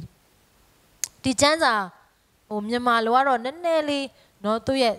ဝါကြအနေထားနည်းနည်းလေးဟိုသူများတို့ကျမတို့နည်းနည်းလေးရှုပ်တယ်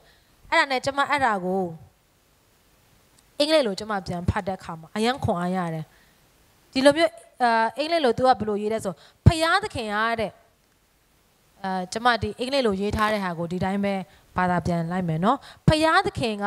သူ့ရဲ့ဂတိတော်နဲ့ကျင့်ဆိုခြင်းအရာနှစ်ပါးကိုငါတို့ကိုပေးထားတယ်တဲ့ဒီအရာနှစ်ပါးဟာတဲ့မပြောင်းလဲနိုင်ဘူးဘာဖြစ်လို့လဲဖျားသခင်အတွက်မုတာဆိုတာမဖြစ်နိုင်တဲ့အရာဖြစ်တယ်ထို့ကြောင့်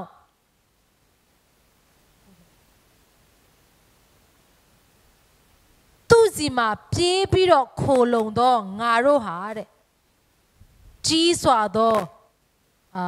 confidence စိတ်ချမှုရရှိတယ်ဒီမျော်လင့်ခြင်းငါတို့ရှေ့မှာမျော်လင့်ခြင်းကိုဆွဲကင်ပြီးတော့ငါတို့တွေစိတ်ချနိုင်တာဖြစ်တယ်ဒီမျော်လင့်ခြင်းသည်တဲ့ strong ခိုင်ခန့်တယ်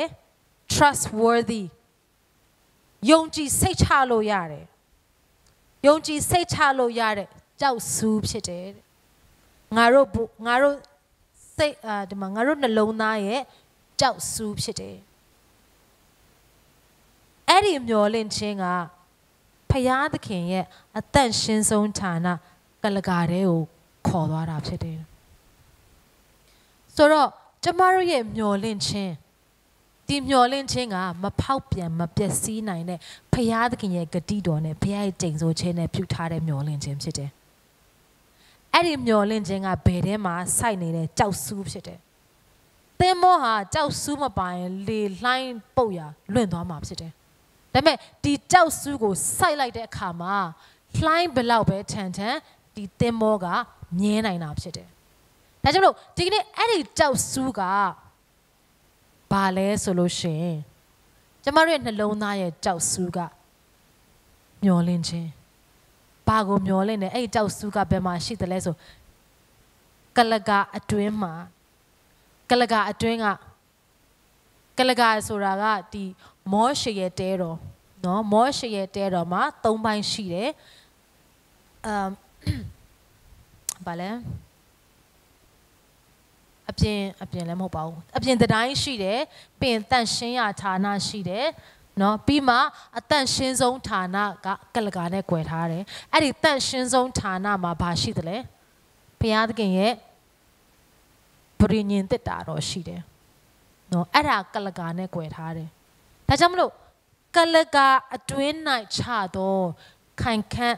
မြဲမြံသောစိတ်နှလုံးကြီးကြောက်စူးဖြစ်တယ်ကလကာအတွင်းမှာရှိတာကပရိညင်တက်တာတော့ဖြစ်တယ်ဒီနေ့အဲ့ဒီပရိညင်တက်တာတော့ယေရှုကိုပုံဆောင်ငါပရိညင်ကိုပြည့်စုံစေတော်သူဖြစ်တယ်ပရိညင်ယေရှုဒီနေ့ကျမတို့ရဲ့နှလုံးသားရဲ့မျော်လင့်ခြင်းကြောက်စူးဟာယေရှုပေါ်မှာစိုက်ဖို့ဖြစ်တယ်အာမင် ယေရှုပေါ်မှာစိုက်မယ်ဆိုလို့ရှိရင်တဲ့အဲ့ဒီအရာကမြဲမြံတယ်ခိုင်ခန့်တယ် strong အင်္ဂလိပ်လို strong မြဲမြံတယ်ခိုင်ခန့်တယ် trustworthy မြဲမြံတယ်ယုံကြည်စိတ်ချလို့ရတယ်ကြောက်စူးဖြစ်တယ်အာမင်ဒါကြောင့်ကျမတို့ရဲ့အသက်တာမှာလှိုင်းနေထန်နေတဲ့ချိန်မှာဒီကြောက်စူးဖြစ်တဲ့ယေရှုထဲကိုကျမတို့ပြန်ပြီးတော့ခိုလုံဖို့ဖြစ်တယ်ကျမတို့တခြင်းတစ်ပုဒ်နော် hymn တခြင်းတစ်ပုဒ်ကြောက်မြဲခရစ်တော်ငါခိုလုံအာမင်အဲ့ဒီမှာအထူးသဖြင့်သူ့ရဲ့ဒုတိယအပိုက်ကိုကျမဒုတိယအပိုက်နဲ့တတိယအပိုက်ကိုကျမအယမ်းသဘောကျတယ်ဘယ်လိုရေးထားလဲဆို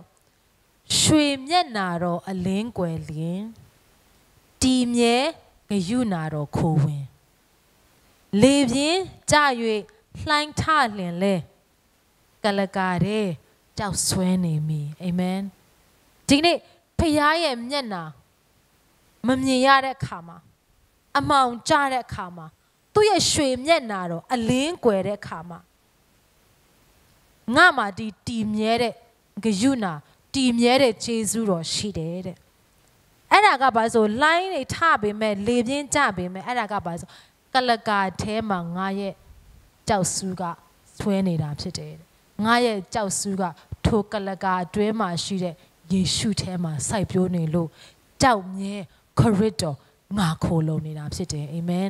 အခြားတွေကသဲနှုံးနေပဲဖြစ်တယ်ဒါပေမဲ့ကြောက်ဖြစ်တဲ့ယေရှုပေါ်မှာငါယက်တည်နေတာဖြစ်တယ်အာမင်ဒီနေ့ကျွန်မတို့ရဲ့မျှော်လင့်ခြင်းထိုကြောက်ပေါ်မှာပြန်ပြီးတော့ထားကြရအောင်ဒီနေ့ပတ်ဝန်းကျင်မှာလေမုန်တိုင်းဘလောက်ပဲထန်သည်ဖြစ်ပါစေဘလောက်ပဲရေလွှမ်းအားနော်ရေလွှမ်းအားကြီး၍ပတ်လည်ပြိုတော့ဂတိပရိညင်နဲ့သွေးတော်ဟာငါ့ကိုထောက်မှကိုတော်ပဲဖြစ်တယ်ငါမျှော်လင့်ခြင်းမှီဝဲရပင်အာမင်ဒါကြောင့်ကျမတို့ရေမနစ်အောင်ယေရှုဖြစ်တဲ့ကြောက်ဆူးကိုကျမတို့ပြန်ပြီးတော့မှီခိုရအောင်ကြောက်ဖြစ်တဲ့ထိုယေရှုကိုကျမတို့ဒီနေ့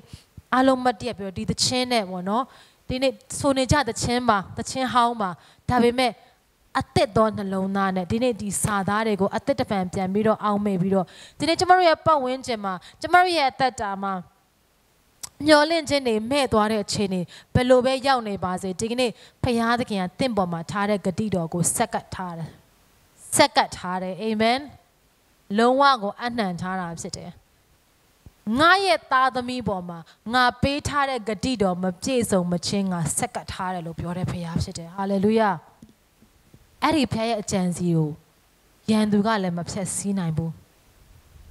ပတ်ဝန်းကျင်ကလည်းမဖျက်ဆီးနိုင်ဘူးသင်ရဲ့အမားတွေကလည်းမဖြတ်စည်းနိုင်ပါဘူးအာမင်သင်ရဲ့အဖြစ်တွေကလည်းမဖြတ်စည်းနိုင်ပါဘူးဒီနေ့အဲ့ဒီတကယ်လို့ကိုယ့်ရဲ့အမားကြောင့်ကိုယ့်ရဲ့ဆုံးဖြတ်ချက်မှာမှုကြောင့်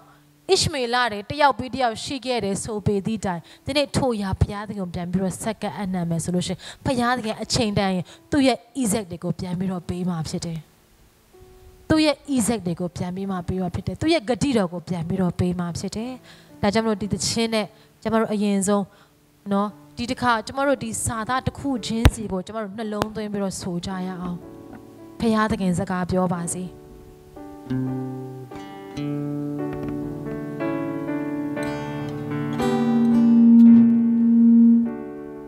ငါမျောလင့်ခြင်းအမြင့်တရားခရစ်တော်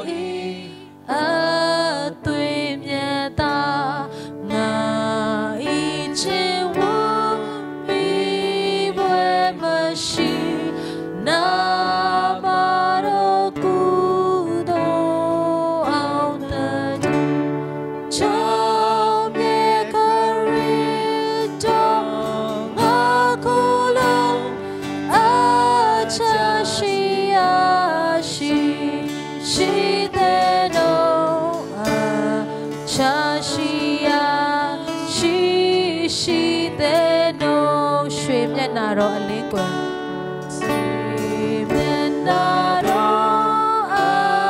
လင်းကွယ်လင်းဒီမြဲကယူနာတော်ကိုဝင်လေပြင်းချ၍လိုက်ချတော်လေကလ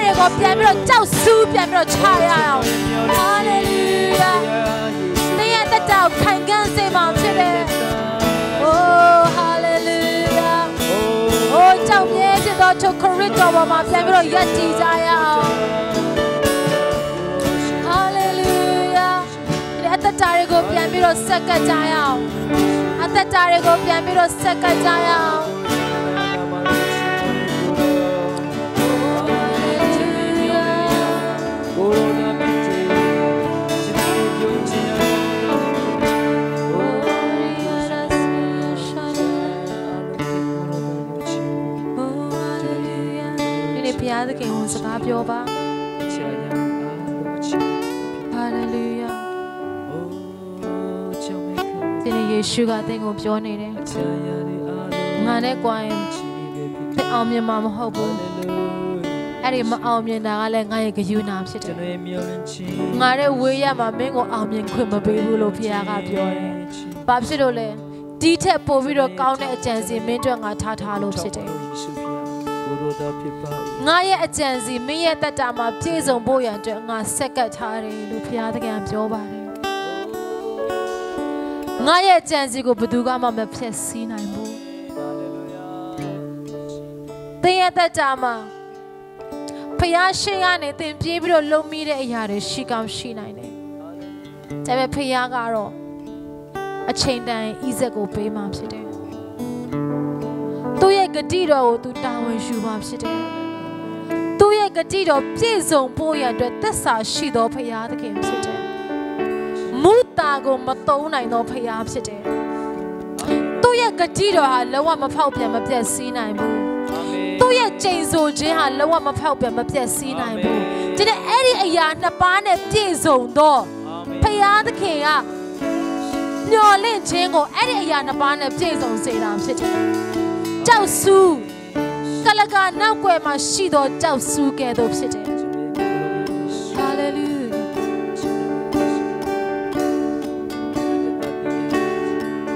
ထိုကြောက်မြဲဖြစ်တဲ့ယေရှုကိုပြန်ပြီးတော့ခေါ်ရအောင်ပြန်ပြီးတော့ခေါ်လုံရအောင်ပြန်ပြီးတော့ကြောက်ဆူးပြန်ချရအောင်ကျမတို့ရဲ့စိတ်နှလုံးရဲ့ကြောက်ဆူးကိုပြန်ပြီးတော့ချရအောင်လေလွင့်ရာကိုမလိုက်မပါဘဲနဲ့ခရစ်တော်ထဲမှာကျမတို့ပြန်ပြီးတော့စိုက်ထူကြရအောင်ပြန်ပြီးတော့စိုက်ပျိုးကြရအောင်ဟာလေလုယာအိုကျွန်တော်တို့ရဲ့မျှော်လင့်ခြင်းဖြစ်သောယေရှုအိုကျွန်တော်တို့ရဲ့မျှော်လင့်သောအရာယေရှုနှလုံးသားရဲ့ကြောက်ဆူးယေရှုနှလုံးသားကိုခိုင်ခန့်စေသောယေရှုအသက်တာကိုပြန်ပြီးတော့ထူမပေးသောယေရှုမျှော်လင့်ခြင်းကိုပြန်ပြီးတော့ပေးသောယေရှုဣဇက်ကိုပေးသောယေရှုကတိတော်ပြည့်စုံစေသောယေရှုဟာလေလုယာဟာလေလုယာ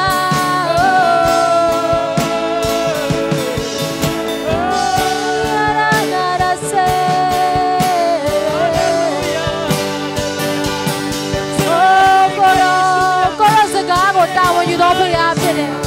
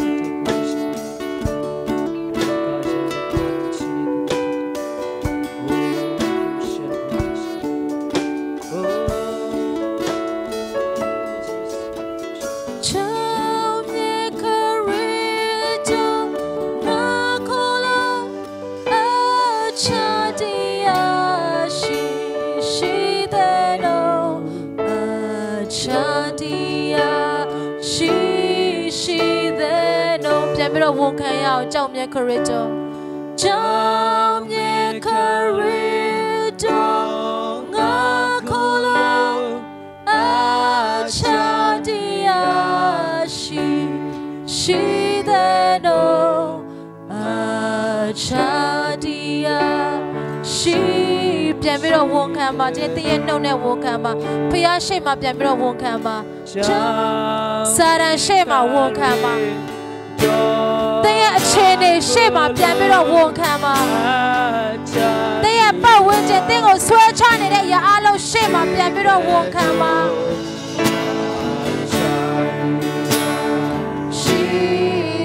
ကြောင့်မြဲခရစ်တော်ငါခိုးလို့ပြန်ပြီးတော့ဝန်ခံရအောင်ချိန်ညာရအောင်ကြော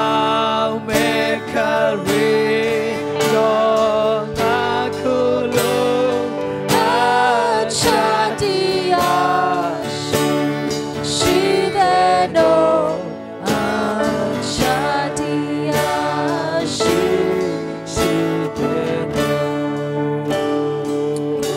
သက်တာကြီးကြောက်ဆူးဖြစ်သောယေရှုကိုရောကိုခိုးလုံးပါတယ်ကျွန်တော်တို့ရဲ့မျှော်လင့်ခြင်းဖြစ်သောယေရှုကိုရောကိုပဲမျှော်လင့်ပါတယ်ပါဒီနေ့တမန်ရဲ့သက်တာမှာကျွန်တော်တို့နားမလည်နိုင်တော့လဲကိုရောကိုပဲမျှော်လင့်ပါတယ်ကိုရောကိုပဲကိုးစားပါတယ်ကိုရောပေါ်မှာပဲယက်တည်ပါတယ်ကိုရောကိုပဲစောင့်မျှော်တယ်ကိုရောဒီနေ့ကိုရောရဲ့မျက်နှာတော့မတွေ့ရသည့်အချိန်မှာပင်လေကိုရောကိုပဲမျှော်ကြည့်ပါတယ်ဖာ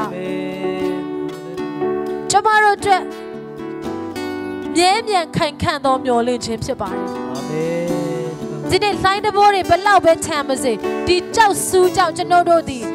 ရက်တည်နိုင်တာဖြစ်ပါတယ်အာမင်ဒီကြောက်ဆူးကြောင့်ကျွန်တော်တို့ခံနိုင်တာဖြစ်တယ်ဒါကြောင့်မလို့ဒီကြောက်ဆူးပြတဲ့ယေရှုကိုရောကိုပဲမျှော်ကြည့်ပါတယ်ကိုရောကလကနောက်ွယ်မှာရှိသောထိုပရိညင်တစ်တာတော့ထိုယေရှုဖခင်ကိုရောကိုပဲမျှော်လင့်ပါတယ်ကိုရောကိုပဲကိုးစားပါတယ်ကိုရောဒီနေ့ကိုရောရဲ့စကားကိုတာဝန်ယူသောကြောင့်ယေရှုတဲ့ကိုရောရဲ့ဂတိတော်အတွက်ကိုရောဒီဆက်ကပ်ထားသောကြောင့်ယေရှုတဲ့ဒီနေ့သားမရဲ့တတ်ကြမှာထိုဂတိတော်မပြည့်စုံအောင်ဟန်တာတဲ့ຢာတွေကိုရောဖယ်ရှားပြီးတော့ပြည့်စုံတဲ့အထီကိုကိုရောရှင်တာဝန်ယူသောဖခင်သခင်ဖြစ်တယ်ကိုရောယေရှုတင်တဲ့ငါစကားတီးလိုက်မယ်လို့ကိုရောပြောတယ်။တောင်းကျင်တဲ့မြေကြီးမတီးတော့လဲငါစကားတီးမှာဖြစ်တယ်။သင်ပေါ်မှာထားသောဂတိတော်တီးမှာဖြစ်တယ်။သင်ပေါ်မှာထားသောဂတိတော်တာဝန်ယူတဲ့ဖခင်သခင်ဖြစ်တယ်။သင်ရဲ့လက်ထက်မှာမမြင်ရသေးတောင်မှသင်ရဲ့မျိုးဆက်မှာမြင်ကိုမြင်ရမှာဖြစ်တယ်။ယေရှုနာမ၌ဝန်ခံတဲ့ယေရှုနာမ၌ကျေညာတဲ့ယေရှုနာမ၌အတည်ပြုတဲ့ဟာလေလုယာဟာလေလုယာမပေါက်ပြတ်နိုင်သောဂတိတော်မပေါက်ပြတ်နိုင်သောကိုရောရဲ့တရားစကားတော်ဖြစ်တဲ့ကိုရောတာဝန်ယူသောကြောင့်ယေရှုတင်ပါတယ်ဖယေရှုတင်တဲ့ယေရှုတင်တဲ့ဒီနေ့ကိုရောပြုတော်မူများတဲ့ယေရှုတင်တဲ့ကိုရောအဆုံးတရားတာဝန်ယူသောကြောင့်ယေရှုတင်တဲ့ဖအရာခသိန်းဒီကိုရောချဲကကိုရောဘောလုံးကကိုရောရဲ့ဘုန်းတော်တက်ဖြစ်သောကြောင့်ကိုရောကပါဆက်ဆက်ကိုရောနာချီပါစေတော့ကပါဆက်ဆက်ထိုနာမတော်ဘုန်းချီပါစေတော့ကပါဆက်ဆက်ထိုနာမတော်မင်္ဂလာရှိပါစေတော့ကပါဆက်ဆက်ထိုနာမတော်တာရဲ့ဘုန်းဖွင့်ပါစေတော့ကပါဆက်ဆက်ထိုနာမတော်ကိုကောင်းချီပေးပါရယ်ထိုနာမတော်သည်လူတိုင်းဒူးထဝန်ခံ၍ကိုးကွယ်ရမယ့်နာမဖြစ်ကြောင်းယေရှုနာမ၌ကျေညာပါ၏ကျွန်တော်တို့အသက်တာနဲ့ထိုနာမတော်တာရဲ့ဘုန်းဖွင့်ပါစေကျွန်တော်တို့အသေးကောင်နဲ့ထိုနာမတော်တာရဲ့ဘုန်းဖွင့်ပါစေဟာလေလုယာဟာလေလုယာယေရှုတင်တဲ့ယေရှုတင်တဲ့ဘုန်းကြီးခြင်းကိုပြည့်အလုံးစုံကိုရောကိုပြန်ပြီးတော့ပေးရပါတယ်ကိုရောဘုန်းတော်အတွက်သာဖြစ်ပါစေကိုရောရဲ့နိုင်ငံတော်အတွက်သာဖြစ်ပါစေကိုရောရဲ့နာမတော်အတွက်သာဖြစ်ပါစေယေရှုနာမ၌ဆုတောင်းဆက်ကပ်အနံ့ကြပါရယ်ဖအာမင်အာမင်အာမင်အားလုံးဖျားရှင်ကောင်းချီးပေးပါစေကျွန်တော်မထိုင်တော့ဘဲနဲ့အလိုတော်ကိုကောက်ခံရင်းနဲ့နောက်ဆုံးကျွန်တော်ကချင်းနဲ့ပဲကျွန်တော်တို့ကိုယ်ွယ်ချက်ရအောင်လို့အားလုံးကိုဖိတ်ခေါ်လို့တယ်အလိုတော်ကဟုတ်ပြီရှိတဲ့နေရာမှာပဲတော့ကောက်ပြီးပါနော်โอเคအားလုံးမတရပေးမှာဒီတချင်းနဲ့ပဲကျွန်တော်တို့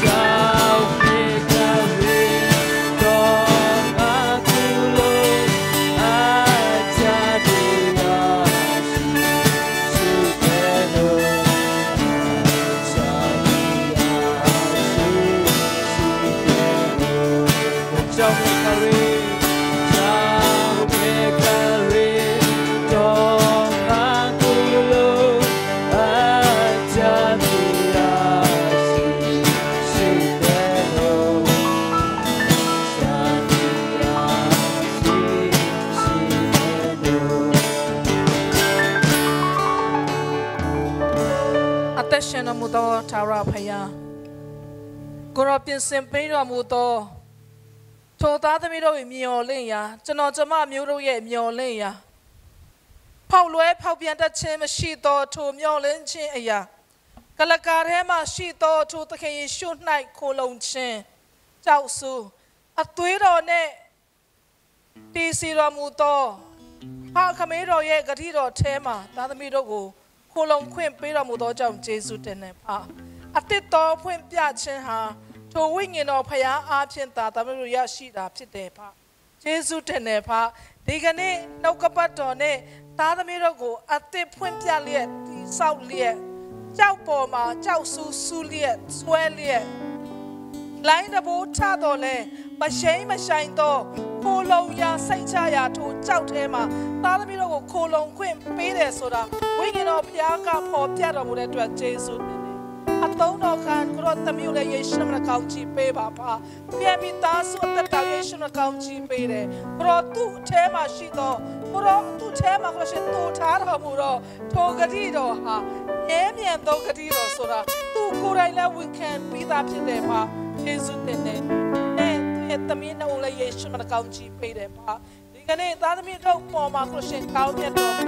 သားသမီးတို့ကိုပေးသနာတော်မူသောကောင်းချီးလုံလောက်လျက်ရှိပါတယ်အစားအတွက်လုံလောက်စွာချပေးတယ်မျိုးစေ့အတွက်လည်းချပေးတယ်သူတစ်ပါးကိုပေးကမ်းစွန့်ကြဲဖို့လည်းလုံလောက်စွာချပေးတယ်ကိုရောယေရှုတင်တယ်ဒီကနေ့မျိုးစေ့တည်းဟူသောဝိညာဉ်မျိုးစေ့ကိုတို့ကျဲကြပါတယ်ဖအပင်ပြန်ပေါက်စေတော်မူပါဖအထူးသဖြင့်အရန်ကာလမှာသားသမီးတို့စီမရောက်လာနိုင်ကြသောယုံကြည်သူရောက်ဝေးရက်နေမှာရှိသောသူများအားလုံးပေါ်မှာကောင်းချီးတက်ရောက်စေတော်မူပါဥပမိုးရဲ့မိသားစုတပြည့်တဘိုးမညီတော်မိသားစုဖြစ်တဲ့အခါမှာသူရဲ့စနီးတဲ့ကိုယေရှုနာမနဲ့ကောင်းချီးပေးပါတယ်ဒီနေရာကနေယေရှုရဲ့ဂရုတော်ကိုယေရှုနာမနဲ့စိတ်လွတ်လိုက်ပါတယ်သူ့ကိုကောင်းချီးပေးပါယုံကြည်ခြင်းသက်စေတော်မူပါယုံကြည်ခြင်းကိုပေးသနာတော်မူသောသူကကိုရောရှင်ကိုရောတိုင်ဖြစ်တဲ့အခါမှာကိုရောရှင်ကိုရောတိုင်ကိုရောရှင်ရဲ့ရှင်ပြန်ထားမြောက်ခြင်းကိုအစကနဦးဆုံးတရားပြောင်းတော်မူသောသူဖြစ်တဲ့အခါမှာကိုရောရှင်ကိုရောတိုင်ရှင်ပြန်ထားမြောက်တော်မူကြောင်းကိုထိုသမီးပေါ်မှာကိုရှင်တက်ရောက်နားလည်စေတော်မူဒီနေ့တော်မတင်လို့ပူဇော်ခြင်းတည်ကိုလက်ခံတော်မူပါလာလတတ်သောကာလများ၌လေကိုရောနဲ့ရှောက်လန်းလျက်ကိုရောကောင်းကင်ဘုံတိုင်အောင်တည်မြဲကြသောညာဖြစ်နိုင်ဖို့ဂရိတော်နဲ့သားသမီးကိုဆွဲခိုင်တော်မူပါဖြစ်တဲ့အတွက်ကျေးဇူးတော်ချီးမွမ်းယေရှုဖျားရဲ့မြတ်သောနာမ၌ကျေးဇူးတော်ပေါင်းကိုတွက်ချီးမွမ်းရတယ်အစည်းအဝေးကိုရုပ်သိမ်းကြပါရဖာမြတ်စွာသောထာဝရဘုရားအာမင်အားလုံးပေါ်မှာဖျားရှင်ကောင်းချီးပေးပါစေလာမယ့်ပတ်မှာဆရာထောင်တောင်လာပြီးတော့တရားဒေသနာဝင်ငါမှာဖြစ်ပါတယ်အားလုံးကိုယေရှုနာမ၌ဖိတ်ခေါ်ချင်ပါတယ်နိုဝင်ဘာလကြလို့ရှိရင်ကျွန်တော် authentic worship conference ပြန်ပြုလုပ်မှာဖြစ်တဲ့အခါမှာအဲ့ဒီအတွက်လည်းအိမ်မှာပဲဖြစ်ရောက်တဲ့နေရာမှာတိုးဆော်ဖို့ရရင်စတောင်းစေချင်ပါတယ်လို့အားလုံးကိုကျေးဇူးတင်ပါတယ်